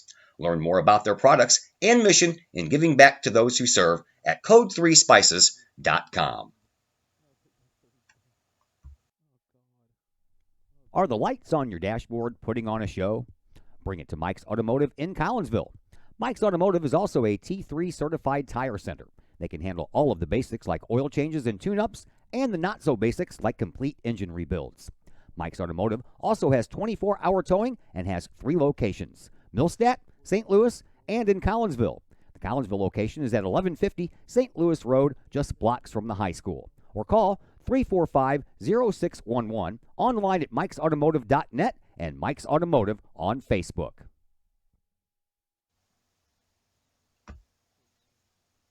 Pack Mail of Collinsville, locally owned and operated by Ryan Combs. Pack Mail can ship anything, anywhere. They treat you like a neighbor because, well, you are a neighbor. Pack Mail offers shipping materials and containers, private mailboxes, as well as climate-controlled self-storage. Visit Pack Mail at 407 Beltline Road in Collinsville. Online, WeShipSt.Louis.com or call Pack Mail at 346-4884.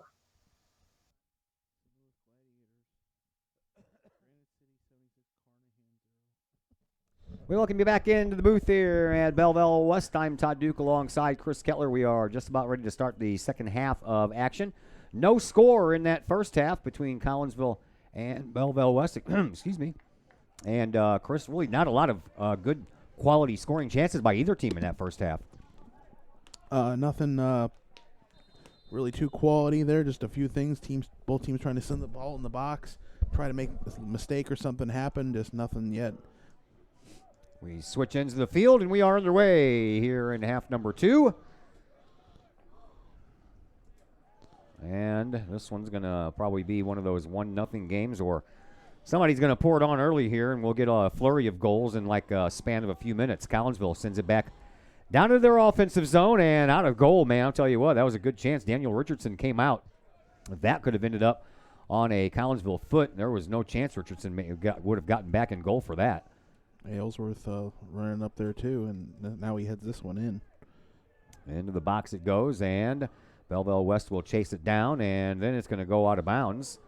And I don't even know how the stumbling Belleville West player didn't end up sending that one out of bounds. Going in there and trying to get a foot on it was Ellsworth, and I guess he did with the moving legs down there of one of the Belleville defenders. I was trying to talk slow so he would turn around and I'd see a number, but he never did. So there he is. That would be Braden Easton. Thought it went off of Easton's shins, but apparently not. So Collinsville will have to reset and start all over. And here's Ellsworth once again. Sends it up to Copatelli. Copatelli over to Figueroa. Figueroa trying to get there before the ball goes out of bounds. He does from the corner kick area and sends it up to a teammate and into the middle of the box right out front. And trying to get a beat on it was Lawrence, and he couldn't settle it down fast enough to get himself a shot off. By the time he did settle it down, the defenders were all over him. Ball went wide on Figueroa there. But it did end up giving Collinsville a chance to set something up there in the box. Still nothing yet in the goal. 2 minutes gone here in this second half. Richardson sends it out to midfield. Collinsville sends it right back. Oh, down onto the feet of Redden, but Redden had his back turned, didn't know where the ball was. Here is Allsworth trying to go for a ball. He does and gets it a little past Braden Easton, but then Easton cut off the path to the ball, and that allowed Richardson to come in and scoop it up. That's how you play some defense, just to get in front of the guy behind you. Just cut off his line there and Yeah. then let the ball roll back to the goalkeeper. So play comes back down to this end. That is the end where the goal is occupied by Carter Wagner for Collinsville, and he puts a boot into one and sends it up that sideline. Collinsville blocks it from going out of bounds, and now up in the middle of the field, Redden takes control of the ball and sends it up. Figueroa trying to chase it down over there, but he's going to lose that foot race to Ryan Leffler. Leffler will win the foot race, and then a whistle will give the ball back to the Maroons going the other direction. Figueroa doing anything he can there to try to get in there and over the defender to the ball. Ends up causing a foul. Bob Goby Field is where we are, by the way. Belleville West High School. Named after the famous golfer. I worked up at the St. Clair Country Club for a while, and he's got his name all over that place.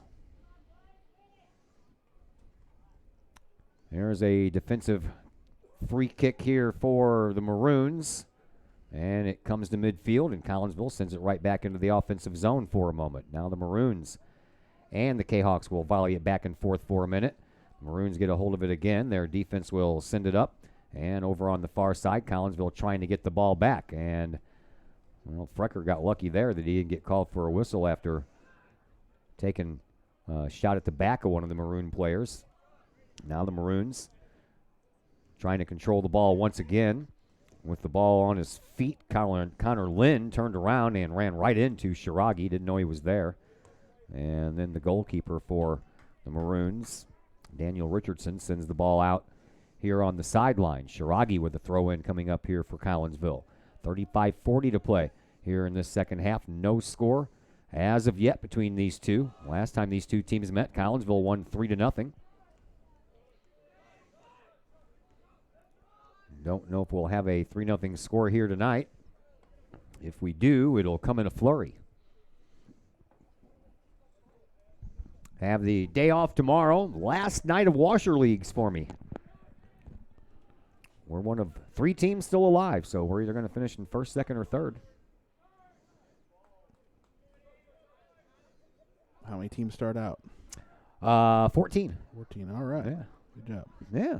We didn't have a very good regular season. We finished right smack dab in the middle of 7th place in the regular season, but just like this soccer here, man, you pick it up a little bit toward the end and hopefully pick up some momentum in the playoffs, and that's exactly what me and my partner, Adam Welly, have done. So we're in the losers bracket semifinal tomorrow. Whoever wins has to take on the 3-time defending champions. So that'll be fun. If we win the first game, we're at least guaranteed of second place. Meanwhile, back here at Belleville West, neither team can find the back of the net as of yet. Collinsville will get a throw-in here at midfield, and throw-in coming from Spencer Vlasic. Vlasic finds the feet of Colpatelli. Colpatelli will send it over to Figueroa. Figueroa will send it to Redden. Collinsville, they have some numbers down low, but Maroons get some people back quickly. Now back out toward the middle of the field. Collinsville will play it back to their defense, and it'll be Spencer Vlasic who will send it all the way back to Carter Wagner. Wagner turns the ball over. Here's an opportunity for the Maroons. Oh, what a save there by Wagner. Right off his chest. Return volley. Wagner picks it up again. 2 times Ethan Ellis had a chance to send one into the goal, and both times he was stopped by Carter Wagner. Fortunate break there for Collinsville. They gave ground and gave ground there. It seemed like they were going to have a good offensive opportunity themselves. Then West intercepts the ball there and ends it scoring it, turning into a couple scoring chances. Carter Wagner will hopefully learn from that scenario right there, that you can't be so willy-nilly when you're trying to send the ball back out. He didn't get enough on that to send it back to Vlasic, and that was picked off by Ethan Ellis. And now Collinsville with a chance here on the offensive side of things, as trying to chase it down over on that far sideline was Nick Corzine, but he couldn't get to it before it went out of bounds. So the Maroons will have a throw-in from deep in the Collinsville offensive zone. Right up the sideline it comes in front of the Collinsville bench. Taken over there by the Kahawks. Back out to midfield it goes, and the defense will take over. Here is Spencer Vlasic sending it over to Shiragi. Shiragi works his way around a defender and then sends the ball up. Nice couple of moves there by Aiden Hensler as he keeps that ball going, but it ends up going across the line anyway. 32.5 minutes to play here in the second half. Hopefully Collins will learn from that situation there to try to continue to stay on the attack. Don't give the ground, and don't do the work for the other team as far as them getting the ball towards the goal. Kahawks send the ball up to Redden. Redden at midfield leaves it there for Lawrence. And then it's sent up deeper into the offensive zone. Copatelli trying to chase it down and get it from a defender, but that defender sends the ball out of bounds. Collinsville with a throw-in in front of their bench. It goes right to Lawrence. Lawrence will send it back to Vlasic at midfield. Vlasic looks things over, sends it, and then Shiragi gets a ball on his foot. Sideline shot off of a head and popped up too high and across the end line. Collinsville will have their first corner kick. Maroons had one in the first half. It went all the way over the other side. And Collinsville will get their first corner kick from the same spot that the Maroons had theirs in the first half.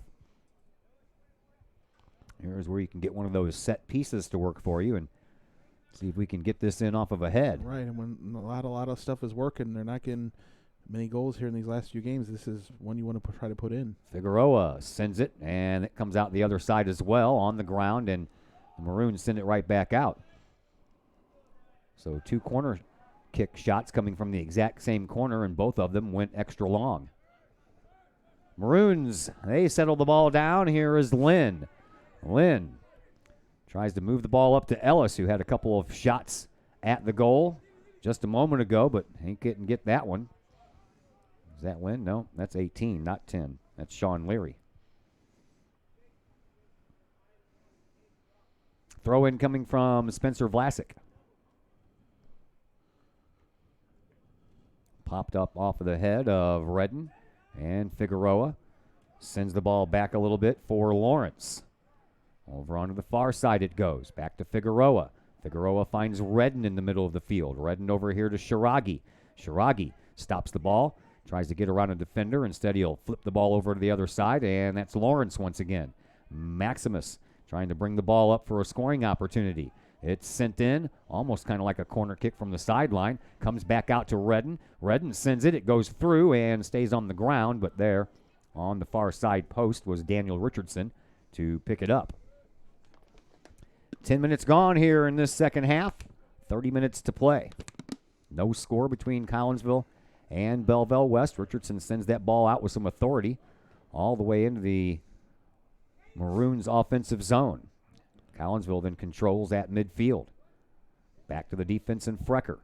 Frecker pops it through the middle, off of the head of Figueroa, and down. Copatelli trying to take over. He can't, and then Ellsworth banks off a couple of bodies. He couldn't control it either. And then Figueroa uses his head to keep it going forward, but the Maroons finally get the ball out. Now Shiragi will chase it down on the near sideline. Look for some help. Pops it toward the net, right into the breadbasket of Daniel Richardson.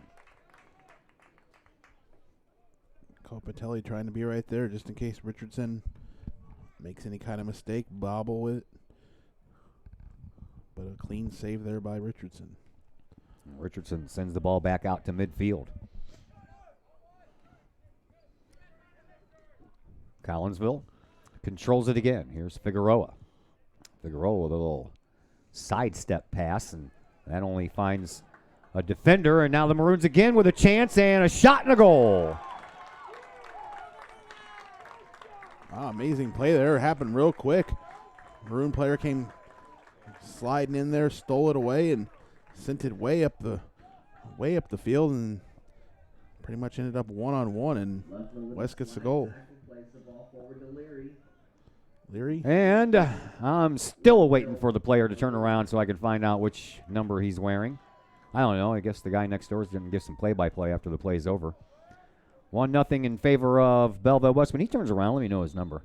I don't know which one what one he was. I don't have him. I don't know. Guess we'll never know.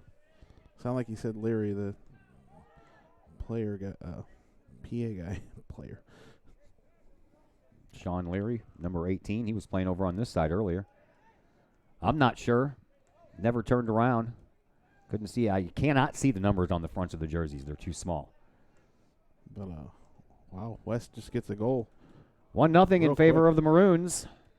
And now Collinsville is going to have to play comeback with 28 minutes to go. And that's not the position you want to be in when been shut out here the last few games.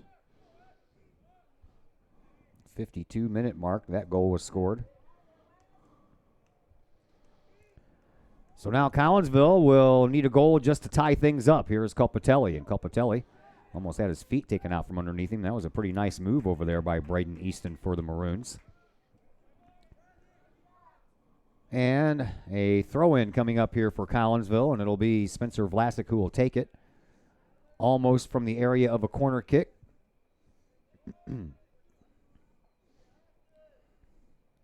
And the throw comes in, and it's down, and oh, man. That ball had a weird angle on it, and Daniel Richardson got his hands up there just in time before that ball ended up going top shelf. Yeah. 27 minutes to play here in this second half. Found the foot of Corzine, and he bent it just the way it needed to go towards the net. Let's see, here is Sean Leary over here on this side. Leaves the ball up for Connor Lynn. Lynn had the ball pop away from him. Collinsville trying to keep it out of harm's way once again. And the Kahawks looking to try to bring the ball up. That one's off of a body and was almost off of an arm of Connor Lynn.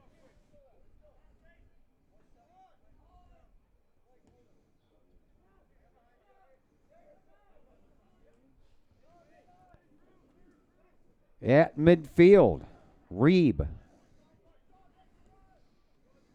gets it back to his defense, and his defense sends it up, and there goes Sean Leary. All the way over on that far side, so it could have been him. Kind of looks like him. I don't know.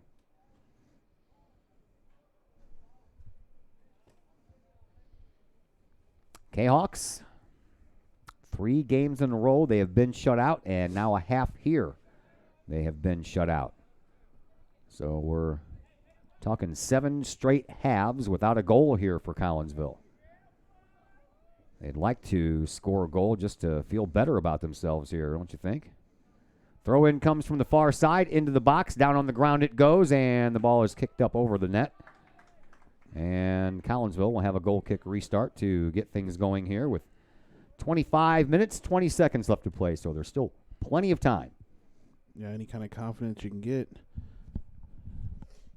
one goal, I'm sure they can feel like they can get 2, which it will take to win it at this point.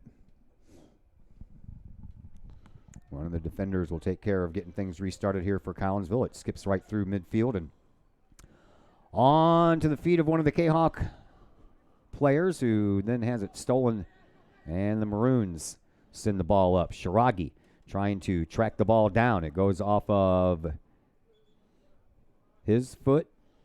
Shiragi gave a bit of a shove there along the side. Not sure what call they're going to make. I'm looking for the guy down here with the flag. He's holding it straight up in the air. He's looking at the main referee to make the call before he points the flag in the general direction, and this one's going to go back to the Maroons right at midfield.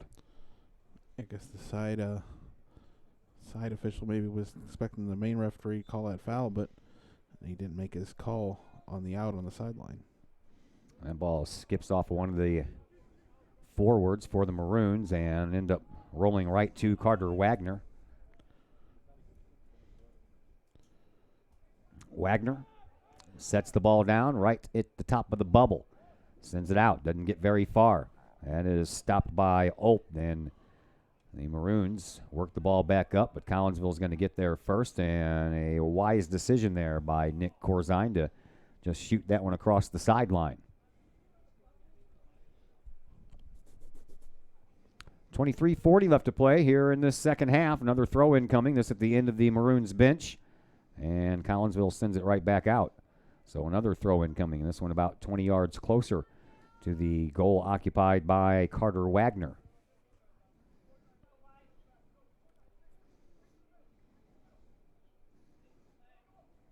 Everyone gets set.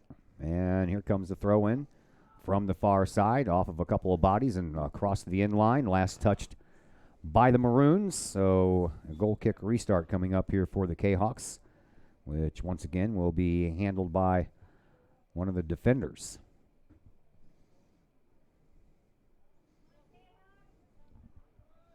Nick Corzine, actually a midfielder. Stays low again. Off of the head of Shiragi and heading in the right direction for the Kahawks until the Maroons knock it out of bounds. And the guys with the ball, nowhere to be found again. I know, they're little kids. They probably get distracted. They have a soccer ball in their hand, so they're probably bouncing it like a basketball or kicking it around. Or, and it comes all the way around from behind the goal occupied by Wagner down there. And he'll get up there and he'll be out of breath. Throw in comes in, not very far, just up the sideline. And there's a shot, and that's going to be a corner kick for Collinsville, as that ball was probably heading wide anyway, but Richardson dove out to his left and knocked it across the end line. He had to be sure, make sure to knock that one away. Don't take no chances. It may come in on you at the last second. Corner kick for Collinsville. This one's not going to go out the other side, off the head, and that one's in. Collinsville has tied it up. I said it earlier, you might want to get it off one of these set pieces here off of the corner kick. Something you work on all the time. And Collinsville finally is able to capitalize. Couldn't tell you who scored it. I thought it might have been 17. That's Hensler. Yes, it is. That's the one I thought it was. All right, we'll go with that. Hensler. Let's going to give it to him. Clock starts again. 21 and a half to go, and Collinsville has tied it up here.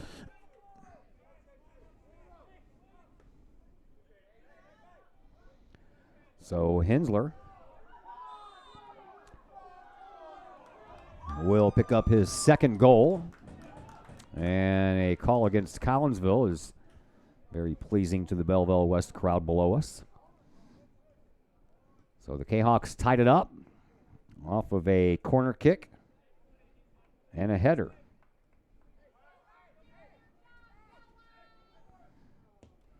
And that ball's popped all the way down, and better watch that bounce as Wagner gets his hands on it, and then a body got in the way, and Wagner almost didn't really grasp that ball until that body got out of the way. You thought he was going to have an easy line to just come out there and pick the ball up out of the air, and a Kahok defender and a West player were both right there, and he had to give way. Did Wagner. Yeah, just about halfway through the second half, and after no goals in the first half, we have one goal by each team, so Collinsville breaks a scoreless streak that stretched into 3 games plus a half. So nice to get that monkey off their back and get back to scoring some goals here if we can. Collinsville, they controlled a lot of the play in the offensive zone in the first half, and then a couple of turnovers, one by the goalkeeper Wagner, almost resulted in a goal by the Maroons, and then a ball that got past the defense and ended up on the foot of Sean Larry, did find the back of the net, and it stayed that way for just a few minutes. And then Collinsville's Hensler off of a corner kick header ties it at 1. So we're tied once again. 19 and a half to go here in this second half. Throw in coming in from Ryan Leffler. high and off of a body and across the end line, and the Maroons put that ball there, so Collinsville will have yet another goal kick restart.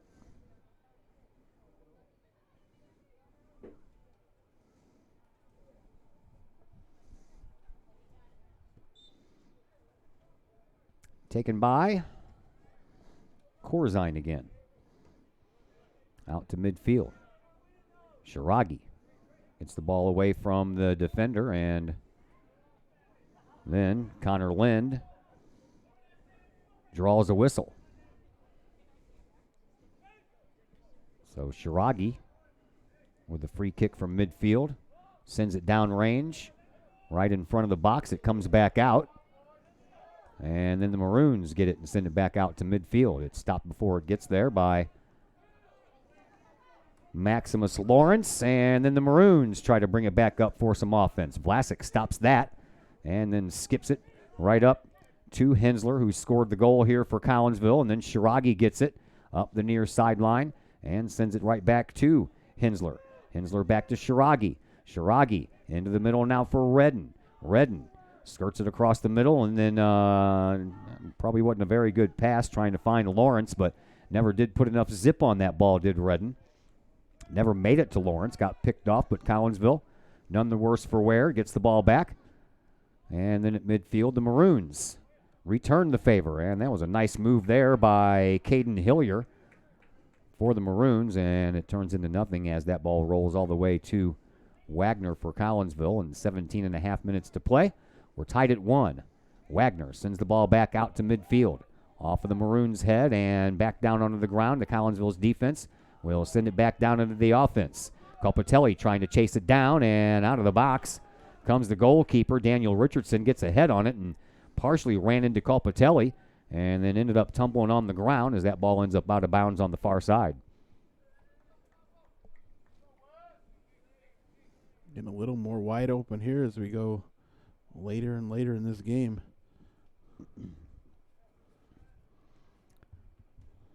On the far side. Both teams willing to take chances. Mm-hmm. Ball belongs to the Maroons. Throw-in will come right next to Coach Rob Lugie. Up the sideline. All the way through. Collinsville sends it back. And we'll try to set up some offense. First, they got to get the ball away from the Maroons, which they're trying to do, and here's Vlasic trying to help that battle along. He'll send it across that 50-yard line of the football field right to Redden. Redden turns the corner and then forgets to take the ball with him. That was a nice play by Colin Reeb over there for the Maroons. Got just enough of a toe on that ball to stop it. Throw in, Collinsville, Colpatelli. Colpatelli over there with Redden on the far side. Sends it up the sideline, but too far for Redden to handle it. Comes right back to Colpatelli. Colpatelli just outside of the far side of the box over there. Leaves it, and then it goes right back into the box. Oh, man. Tell you what, if Hensler could have slowed that ball down, he would have had another golden opportunity to shoot right at the net, but he hit it off his knee, and it rolls down his leg and out of bounds. Yeah, he wasn't able to slow it down. Hit him with all that force. Rolls down his body and out of bounds. It'd be nice if he could have got a stop on that one and put a shot towards goal. Instead, Richardson sends it back out off of the back of the head of Redden and up the far side. Collinsville keeps it down in the offensive zone once again. The Maroons get a hold of it and will send it into their own bench and behind.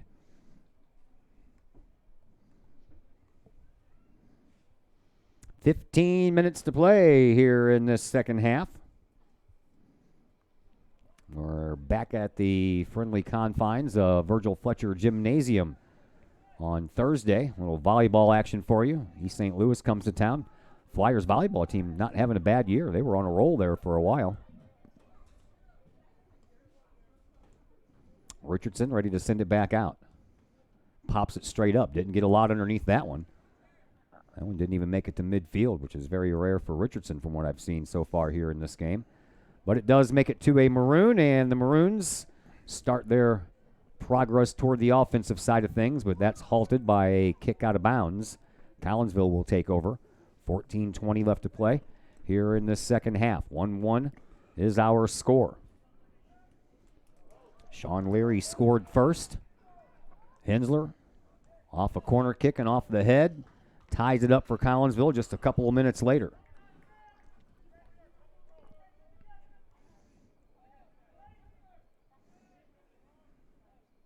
About 9 minutes later, actually. Another throw-in coming here for Collinsville. Far side of the field, both Coach Loogie and Coach Hayes are down there directing traffic. And that one comes all the way back out, and the man who threw it in is the first to touch it. Comes all the way over to this side for Shiragi. Shiragi sends it up the sideline and then back out to midfield. It goes for Collinsville. They'll send it right up through the middle. And here is Redden. Redden couldn't control the ball. Belleville West sends it all the way up, and on the far side, it goes out of bounds right at midfield. Collinsville will have a throw-in from there. They do so.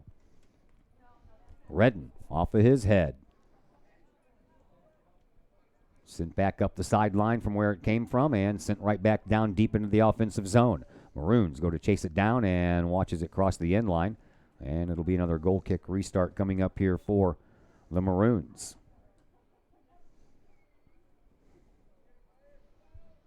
Supposed to have my hands on a Collinsville Kahok hockey schedule here by sometime next week, and then I can start working on my winter live stream schedule. Yeah, well, they start what, in October? They started November 5th last year. I thought they might have played a few games in October, but wait till November. I think early November. One year they started up on November 1st, so it's the first week in November, and of course the basketball season doesn't start until like the 25th. So we'll have a lot of hockey coming up before basketball season gets started. Yeah, it's a late Thanksgiving this year. Yeah. Latest date possible, so basketball doesn't start until I that believe, week of Thanksgiving. Yeah, I think it is the 25th. Both the girls and the boys have their first games. The boys in the Pyramid Tournament and the girls in the Nashville Tournament. Yep, same tournaments they've been in the last few years. Just difference is that boys tournament rotates sites down in Southern Illinois. So not in Marion this year? Carterville this year. Carterville. It was Heron last year. That's right, it was. It was Marion the year before last. Carterville, Heron, and Marion host that down there in Williamson County. Here is Culpatelli with 11:30 left to play here in the second half to Redden. Redden finds a loose man over here on the side. That's Shiragi. He'll put an off-angle shot on. It goes all the way out the other side. If he could have got that shot off just a tad bit earlier. Ooh, man. Somebody got his legs taken out from underneath him over there on that far side. Interesting collision there. And both players are hurt, and the Maroons player is pounding his fist on the ground like he might be hurt a little bit worse than what he would like. Yeah, he created the contact there and regretting what he did there. And yeah, right, ran right into the back of Redden, and then their feet got tangled up. And looks like he's up all right and walking, but looks like they're looking at his left arm, left wrist area, so nothing to do with the legs, but the way he fell down might have twisted that wrist a little bit. And that timeout won't last too long. Oh, speaking of timeout, the clock stopped. 11:09 where the clock stops. They get him off the field there quickly. Some players took the advantage to try to get a little unofficial water break that up, and we'll resume probably here with a drop ball. 11:09 left to play here in the second half. We are tied at 1 after a scoreless first half. 12 minutes in. Belleville West broke that scoreless tie, and then 9 minutes later, Aiden Hensler evens things up at 1. We are now down to 11 minutes left to play.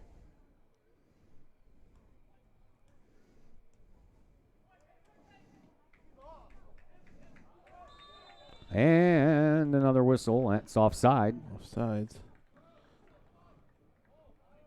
Just a step or two ahead of both defenders there. Get them on the offsides. So, Shiragi sends the ball downrange. off of a frontal lobe and back out toward midfield. Kick back in toward the goal, but right at one of the Maroons and down to the feet, but it comes all the way back out, and a shot by Lawrence. That had to sting. That was a close range shot there that somebody took off of their body. Now back over to Redden. Redden finds a teammate over on the far sideline and then gets it right back. Then Redden will just tip it back to his defense, and that is Frecker. Frecker over on the far side. Sends the ball up toward the middle. But again, off of one of the Maroon players to Shiragi. Shiragi sends the ball up. And Wes Hensey. Or is that 9? I can't tell if it's 9 or 8. Big, tall kid, Will Martin, it looks like. Oh, in front. I tell you what, man. Aiden Hensler's doing everything but trying to score that second goal. He had that ball in there for a little while. Then that's off a head, and that's off a head and then off of a body. And what a nice save there. Daniel Richardson had to kind of redirect himself as he was heading one way, and then the ball was heading the other way. But it's going to be another corner kick for Collinsville, and this is how they scored their first goal. That was a line drive shot off of a head, and that really fooled Richardson for a minute. This one's low outside, comes down, and the Maroons will let it go. Collinsville will get it right back. Redden right out front. I would have taken a shot from there. Redden will get it back again. He'll put a shot on toward the goal. Blocked out front. Comes down onto the feet. And in front. Oh, what a perfect opportunity. Pops back out this way. That was Ryan Knoll who sent that ball toward the goal. And Richardson might be a little shaken up there in that goal as well. Ben's down with his hands on his knees. Collinsville is going to have a throw in. And here is Spencer Vlasic. He throws it high. And out front, it falls down. Body's being pushed around, shoved around. Ball still being popped around as well. And then the Maroons will send it all the way back out to midfield. A foot race for it as the Maroons are trying to get a little bit of a breakaway here. That, I believe, is Sean Leary over there once again, who had the game's first goal. He puts a shot on, and that one is going to go wide. And Collinsville will get the ball back on a goal kick restart with 8 minutes to go here in this second half. Quite the flurry of activity down there for a moment. Yeah, we're going to get some late game excitement here. These two teams both look for the go-ahead goal. Good opportunities there for the Kahoks there about a minute ago.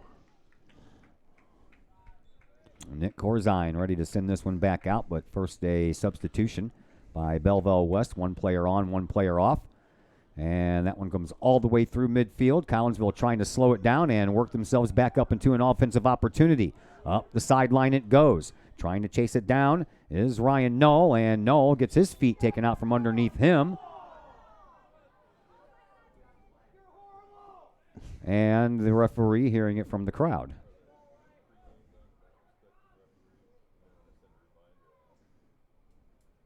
So it'll be a long free kick here for the Maroons. And out to midfield it goes. Off of the head of Leary and then farther into the offensive zone, but Collinsville's defense sends it right back to where it came from. And Collinsville looking to get set up in the offensive zone once again. But the Maroons have other ideas. They send the ball up right back to midfield over here to this side. And that's where they find Colin Reeb. Reeb couldn't control the ball before it crossed the yellow line, and now Shiragi will throw it back in. Tipped over to Hensler, and then over to Lawrence. Lawrence mishit it, has to chase it down. Got there just in time before he was chased down from behind, and then that ball ends up going up the sideline and a little spin on it to keep it from going out of bounds.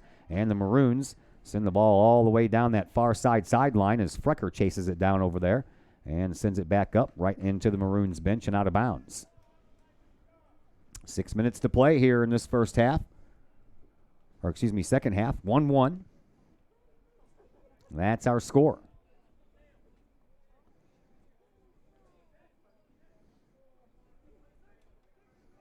Not sure what the coaches have decided on before game time. I would assume that they're going to go to extras.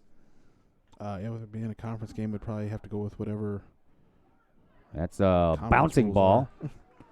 One bounce right into the gut of Wagner, and then Wagner sends it back out.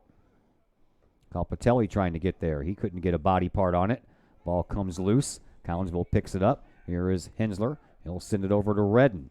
Redden will send it over to the far sideline. Collinsville trying to turn it up from there, but a good defensive play by the Maroons will keep that from happening. And now the ball is stuck at midfield for a moment. 5:10 left to play here in this second half. 1-1 game.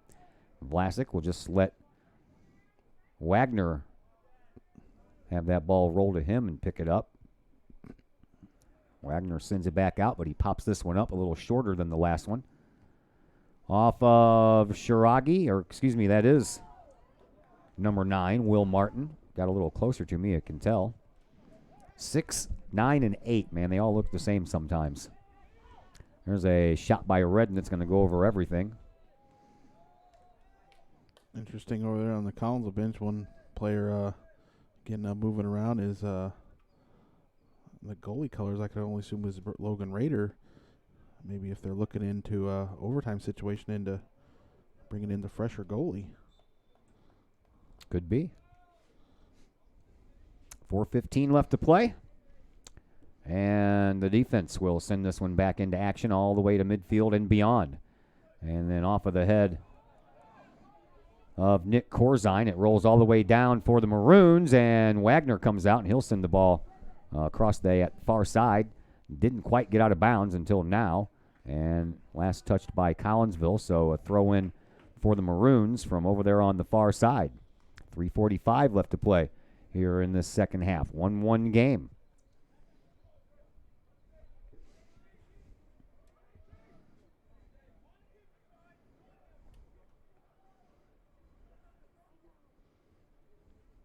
Throw in on the way, and it comes down, and it goes out. It was off of Collinsville head as it rolled in front of the box. That's going to be a corner kick coming up for the Maroons. First time we've had a corner kick down at this end of the field. And this one is going to be taken by Tyler Kinnikin. For the Maroons, it's on the way. Stays low, stays out front, off of a head, and out the other side it goes.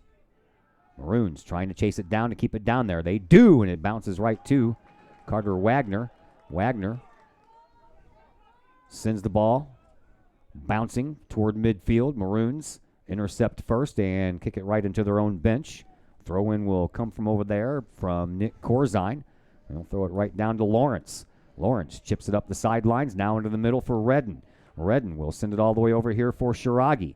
Shiragi trying to work it up the sideline. Instead, he'll boot the ball all the way into the front of the box. Comes down. Figueroa with a shot. That's blocked by the defense. Turn around. No shot. And there's bodies all over the ground, stopping the ball from going any farther. And a shot. That just goes wide from Figueroa. Bodies all over the ground there, like you said. Hard to find a shot, then the ball squirts away a little bit and gives Figueroa some room. Just goes wide. I wasn't sure if somebody laying on the ground didn't stop that with their hands. Hard to tell from up here, but it's a lot of body parts down there not to hit a hand, especially when you're laying prone on the ground. Minute 45 left to play here in this second half.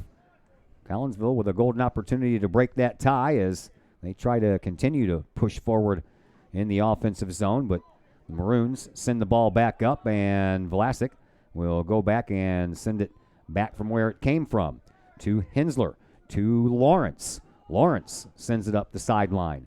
Final minute 25 left to play here in this second half. Collinsville trying to keep it down in the offensive zone and maybe get themselves a late goal to keep this thing from going into overtime. Here is Figueroa. Figueroa lost control of the ball, and the Maroons send it back up. That's Leary. When they introduced him, they said, Sean, I am not Irish, Leary.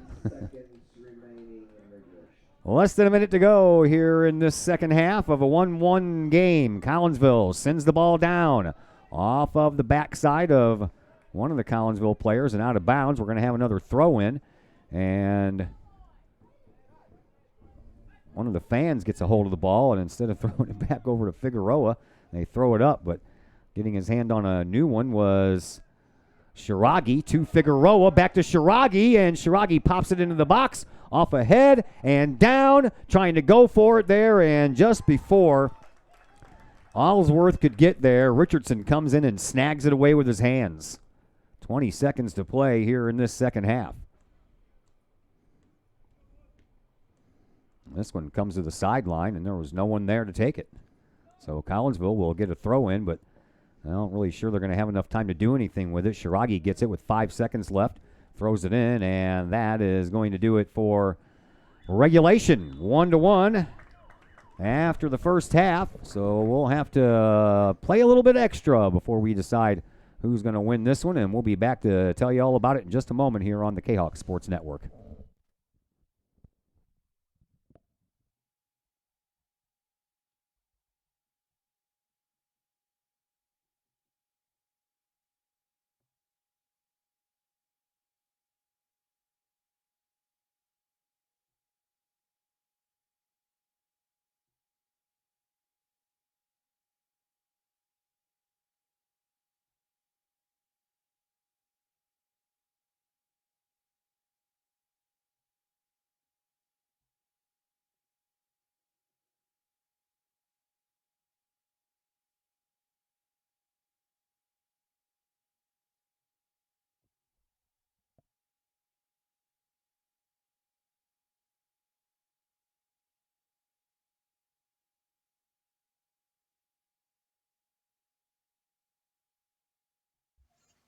Looking to buy a new home or sell your current one?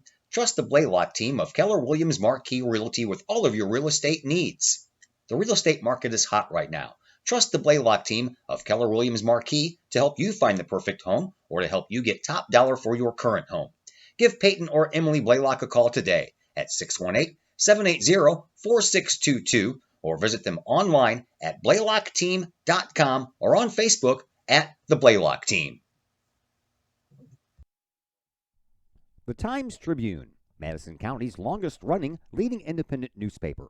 The Times-Tribune has now added Collinsville to their coverage area this year, including coverage of City Hall, happenings in Collinsville, as well as coverage of the Unit 10 schools and the Collinsville Kahawks, plus more.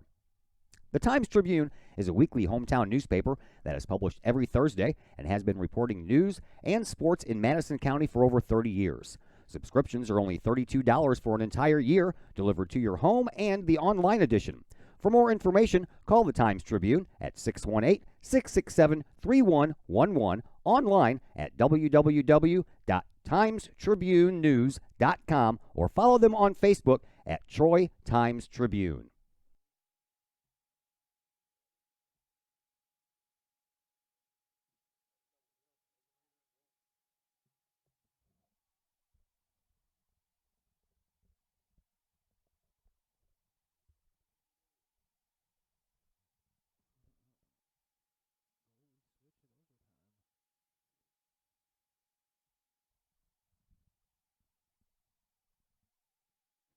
Back here in in Belleville. Collinsville and Belleville going into overtime. Logan Rader comes off the bench and will play the overtime period in goal for Collinsville. 10 minutes on the clock here in one overtime. They have to play two. And if it's not decided by then we'll go to penalty kicks. So at the very least, another 20 minutes of soccer coming up for you. Blues are still losing 1-0 against Dallas. Brewers have a 4-2 lead in the ninth inning against the Cincinnati Reds. So Cardinals will have to win tonight to reduce that magic number by one more. Brewers just winning and winning and winning, aren't they? They never lose again. Man. Cardinals just have to win two more games, pretty much. Brewers have to lose one more. Throw-in comes in. 9.5 minutes to go here in this first overtime. We are tied at 1.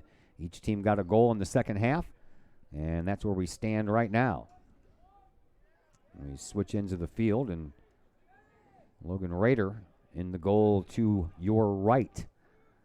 Maroons trying to bring the ball up in that exact direction.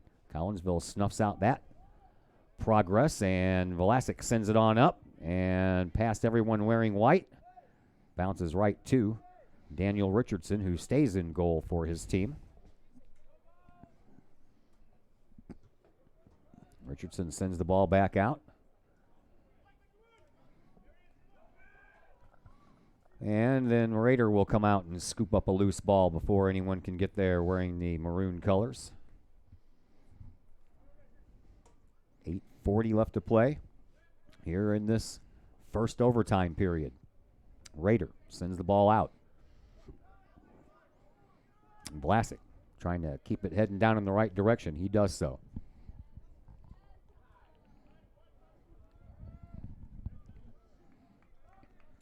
Good move by Capitelli there to keep pressure on. Forcing West to clear it out. Kahoks throw in. That'll be taken care of by Spencer Vlasic on the far side. Into the long jump area of the track and field part of this field. Vlasic comes right back to him. Uses his head to keep it down in the offensive zone. Now it comes down to his feet. He'll send it up in the middle. Redden, shot. That gets through, but off of a body and across the end line. And the last person to touch it belonged to the Kahawks. So it'll be a goal kick restart coming up here for the Maroons. And they will use Sam Schmitz to take care of this kick. 7.5 to go. Overtime period number 1.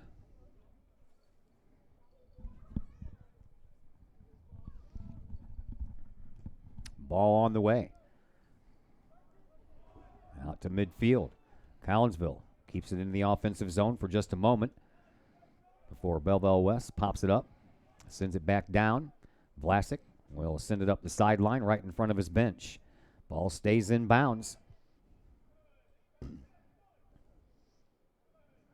Couple of bodies run into each other over there on that far side. Then the ball ends up going out of bounds. Collinsville will get to keep it. 6:50 left to play here in this first overtime period.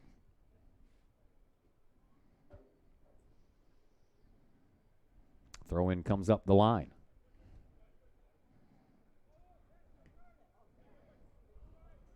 Now out of bounds in front of the Maroons bench, and the Maroons will take over with a throw in. Up the line, blocked out by Collinsville. But Maroons get it right back. Kahawks have numbers back the other way, and they'll just send the ball across that sideline over there on the far side, and we'll do it all over again.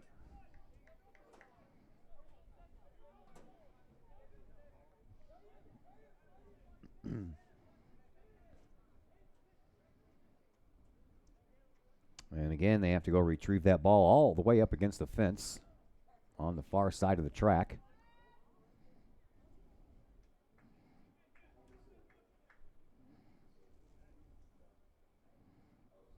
Throw in will come right at the end of the Kahawk bench for the Maroons.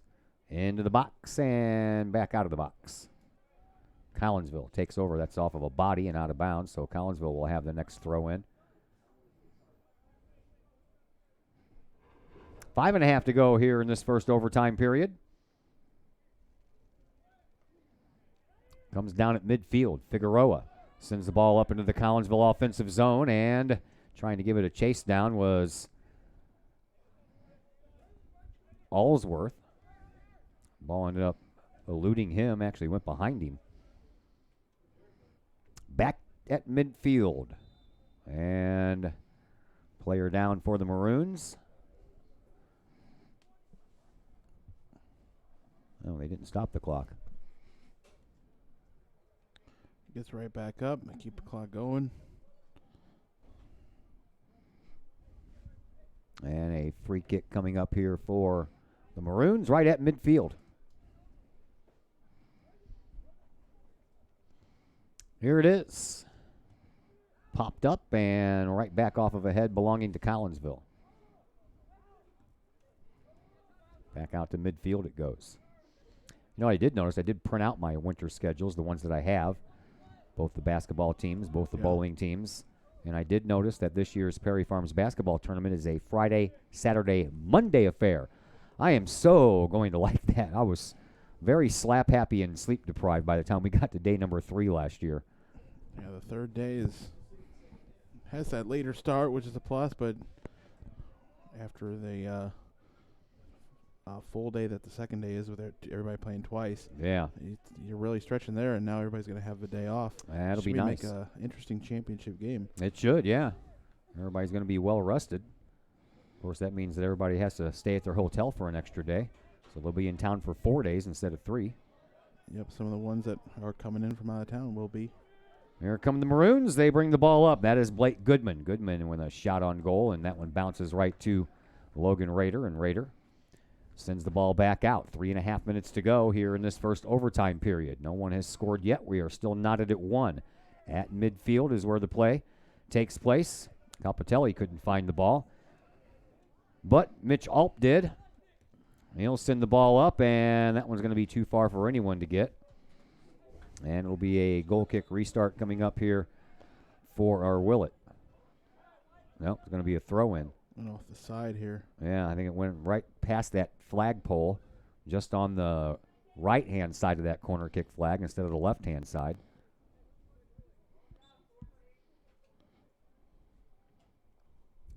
Nick Corzine with the throw-in.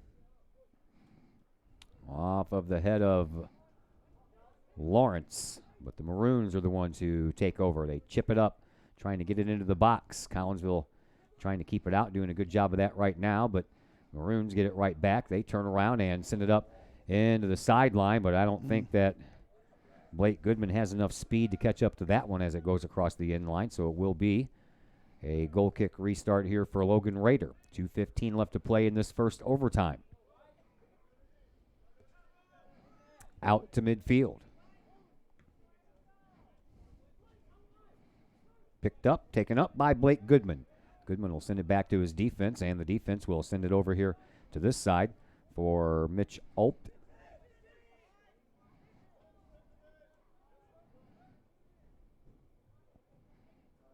And once again, Goodman with it. Goodman in a little bit of a battle over there with Frecker. Frecker doing a great job holding his own on the defensive side of things. Slips and falls down. There's a shot out front. Popped up straight up into the air. Collinsville uses a head to get it farther up the field. And then Ryan Knoll takes over. Knoll trying to thread a pass over onto the far side, but no good there. Trying to find Shiragi. And back out toward the front. Here's Redden. Redden leaves it. And then Collinsville sends it right back up. And it's Lawrence who tracks the ball down. Sends the ball back up. Right past Colpatelli. And Collinsville using their head once again. Frecker. This time he'll give way, and that goes right to one of the Maroon players. We're under a minute to go here in this first overtime. No one has seemed to score here or been really close yet. And here is Goodman once again for the Maroons. That ball is popped up and out of bounds. Collinsville will get to keep it. Throw-in will come in from Corzine, right up the sideline, and right to Ryan Knoll. Knoll sends the ball into the middle for Lawrence. Lawrence looks things over and sends it over to the far side. That is Shiragi. Shiragi over there, lost control of the ball, but picked up by one of his teammates, and Redden will start things all over again. Back to Spencer Vlasic. 20 seconds to go here in this first overtime. Ball popped up into the box, and the Maroons get it out of there when, for a moment, that ball eluded Daniel Richardson. Collinsville coming up with a throw-in with just 5 seconds left. They do get the throw-in. Popped up, and it falls down, and it's going to be overtime period number 2 before it's all said and done here, and we'll tell you all about that in just a moment as this game will continue here on the Kahok Sports Network. Everyone has those projects around the house that you just don't want to do. AW Outdoor Solutions can take care of that for you.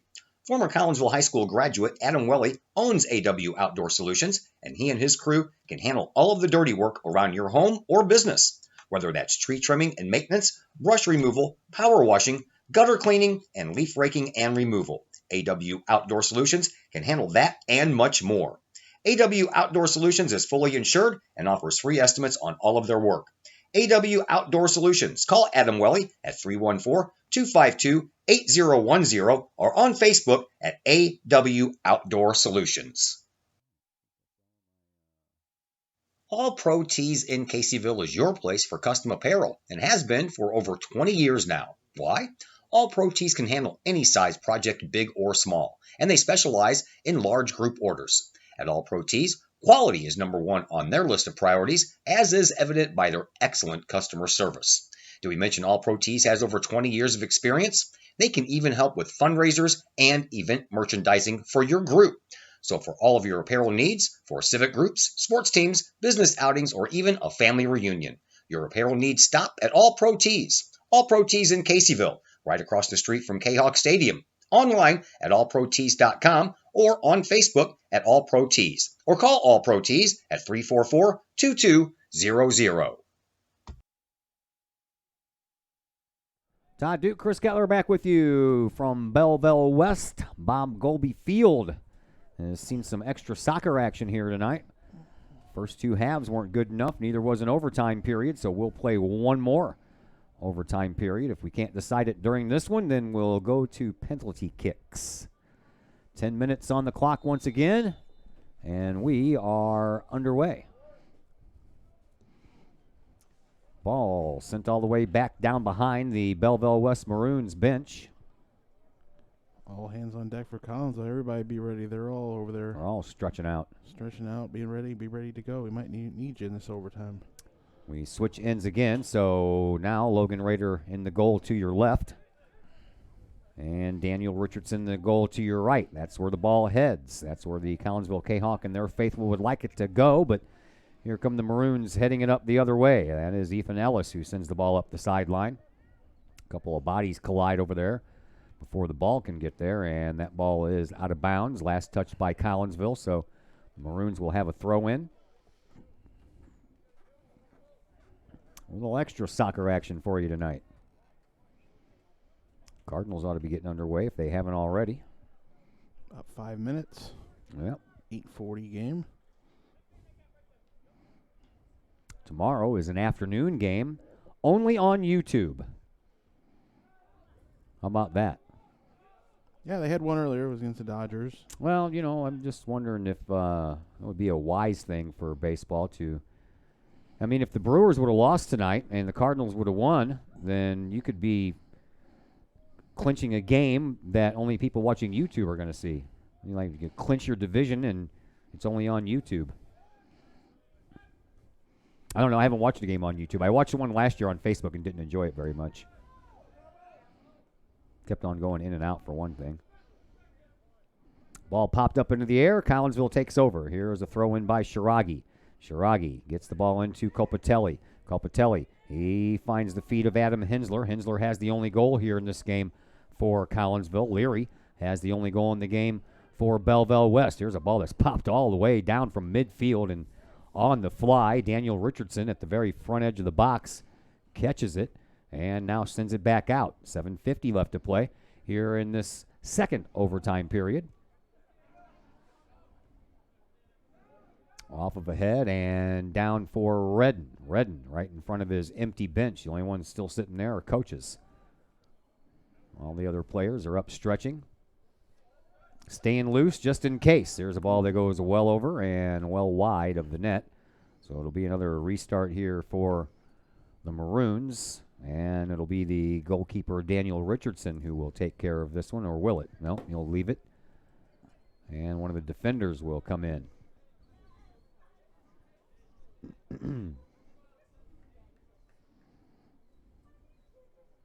Week from tomorrow, the Blues begin defense of their Stanley Cup. That was off the referee. Back to the defense, and the Maroons send it back up. White shirts are all down there before anyone wearing maroon can get there, and that ball will roll harmlessly to Logan Rader. He'll send it back down, and it'll pop up right around midfield. Collinsville trying to take control. They can't. Their defense will take it over, and Spencer Vlasic will send the ball up the near sideline for Shiragi, but off of his, Tag Baker off of his head and straight out of bounds. Throw in coming for the Maroons. 6:20 left to play here in the second overtime period.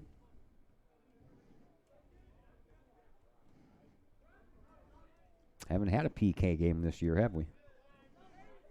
No, I don't even know if they had one that had gone into overtime yet. Yeah. Hillier sends the ball up for the Maroons. Collinsville picks it off from there, and Hensler sends it up, but that's picked off by the Maroons once again.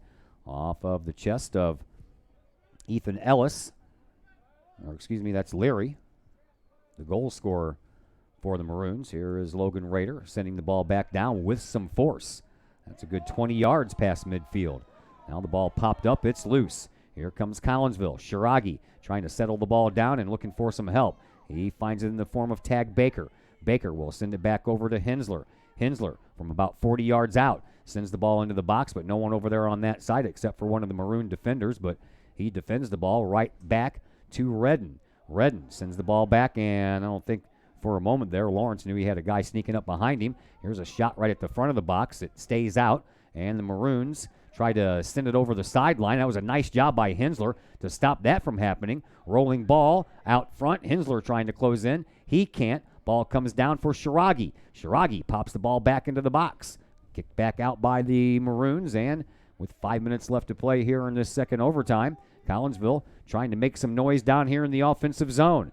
It slows down. There's a shot toward the goal. That one's going to bounce with not a lot of force behind it, and that gave Daniel Richardson enough time to get in front of it. And settle for too high quality of a shot with after all that pressure. 4.5 minutes to play here in overtime number 2. In the middle of the field, Hensler sends it over to Redden. Redden gets a little shove from behind. No harm, no foul there. And off of the head of one of the Collinsville players to the sideline. Back up, off of a head, close to the box, but never did penetrate. Now it comes down onto the foot of one of the defenders for Belleville West. And the Maroons try to send it up. Collinsville blocks it out, and back out to midfield we go. That is Lawrence. Sends the ball over. Redden now with it. In front of his own bench. Flips it. It goes into the box over on the left wing, and the Maroons will send it right back out across the sideline. So a throw-in coming up for Collinsville here with 3:45 left to play in this second overtime period. It'll be Spencer Vlasic who will take care of this as Collinsville makes some wholesale player changes here. 3 players come in, 3 players go out. Here is the throw in by Vlasic. He throws it out to the front of the side of the box. It bounces across the crease, so to speak, and Richardson had no problem grabbing that one. 3:20 left to play here in this second overtime. 1-1 is our score. Richardson ready to send it out. He does so. High into the night sky. Comes down. Collinsville gets a foot on it first. Hensler tried to get there and stop that ball again. Now he gets some help from Vlasic. And Vlasic will send it up, trying to find Figueroa. Figueroa almost did a nice job keeping that ball in because Tyler Kinnikin was just happy letting that ball roll out of bounds, and he almost made a mistake there and let him back in. They stopped the clock and stop yours. Well, that was just for a split second. Don't know why it got stopped. Now it's a whistle again. This one's going to go against the Maroons, and Shiragi is going to have a free kick from close to midfield here. 2.5 minutes to go. Second overtime. Shiragi lets it fly. Bends a little bit to the left. Comes down. Collinsville trying to get a foot on it. Over on the far side, that is Lawrence. Lawrence from the corner, and that's kicked across the end line. And Collinsville will have a corner kick here. Trying to turn that corner. Send the ball way up there, and West will just settle for clearing it out. This is how the Kahoks got their goal earlier, off the corner. Try to do that one more time. Under 2 minutes to go. Ball popped up into the air in front and pushed out by the Maroons. Redden gets it on his foot, tries to send it back, but couldn't get a good quality shot off. Now the ball just volleyed around a little bit. And we're going to have a penalty kick. I think we just had a foul inside the box. And I do believe that we are going to have a penalty kick coming up here for Collinsville. Yeah, West doesn't like the call. Must have been a handball deep down in the box there. And Kahoks have a chance to win it here. That they do. Clock Figueroa stopped with take it. 1:43. Figueroa is going to take it against Daniel Richardson. Figueroa is ready to go.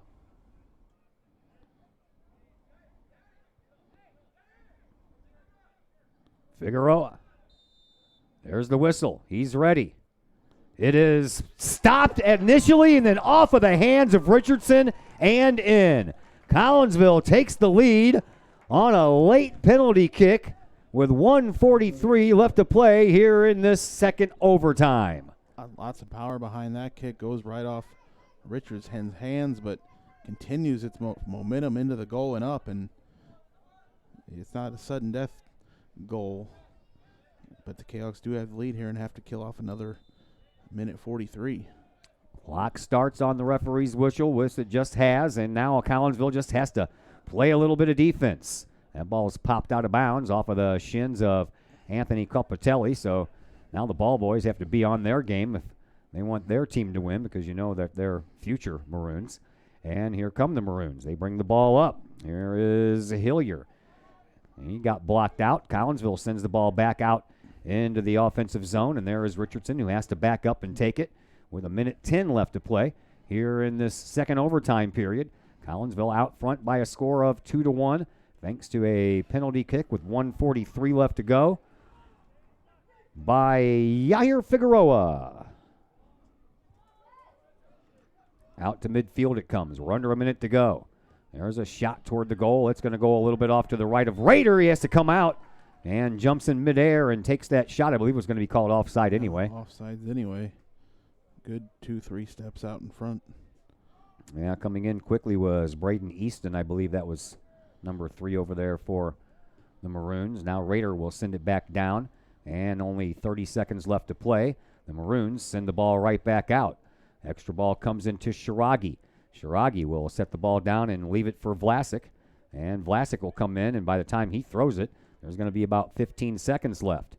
Vlasic throws it in, and that's exactly how much time's left. 15 seconds, and that's off of the head of Figueroa and out of bounds. And the Maroons will throw it in with about 5 seconds to go, and Collinsville is going to hold on, and they're going to win this game on a penalty kick in overtime period number 2. How about that? Could have used that penalty kick probably at the end of the second half instead of waiting all the way till going into overtime to do it. But nevertheless, Collinsville wins it by a final score of 2-1, and that brings us into our post-game show, brought to you by my good friends at Cullip Jennings Florist. Cullip Jennings Florist, a staple in the Collinsville area, has been for generations. Cullip Jennings Florist is located at 517 West Clay Street. You can stop in for weekly specials. Right now, they're all about fall. You have a fall mix of flowers. You can get a dozen of them. Comes in a stylish vase, all for just $25 at Cullip Jennings Florist. Give them a call, 344-0404, or online at cullipjennings.com. Post-game show comes your way next on the Kahok Sports Network. Cullip Jennings Florist, a Collinsville original since 1939. Cullip Jennings Florist has a wide variety of green and blooming plants, specializing in all designs, from traditional to trend settings. Cullip Jennings Florist is of course your place for beautiful flowers, suitable for any occasion. From anniversaries to birthdays, graduations to weddings, Cullip Jennings Florist is there for any life's major moments. Cullip Jennings Florist, 517 West Clay Street in Collinsville. Call 344-0404 or online at cullipjennings.com. Sloan's Pub House in Collinsville. Sloan's Pub House is now into their 3rd year of operation on Main Street in Uptown Collinsville. Sloan's Pub House offers daily lunch and dinner specials that feature homemade pizza, burgers, sandwiches, salads, and more. Sloan's Pub House offers a great variety of craft libations for you adults, as well as a great brunch on Saturdays and Sundays. Sloan's Pub House, 119 West Main Street in Collinsville. Give them a call at 618-855-9100 or online at sloanspubhouse.com. The Collinsville Education Association is a proud supporter of KahokSports.com and the Kahok Sports Network. The CEA is your partner as they work to ensure quality education for our children. The CEA advocates excellence and equity in public education and represent over 400 educators in 11 schools in both Madison and St. Clair counties. For more information, you can visit the Collinsville Education Association's Facebook page or the CEA's website at collinsvillecea.org.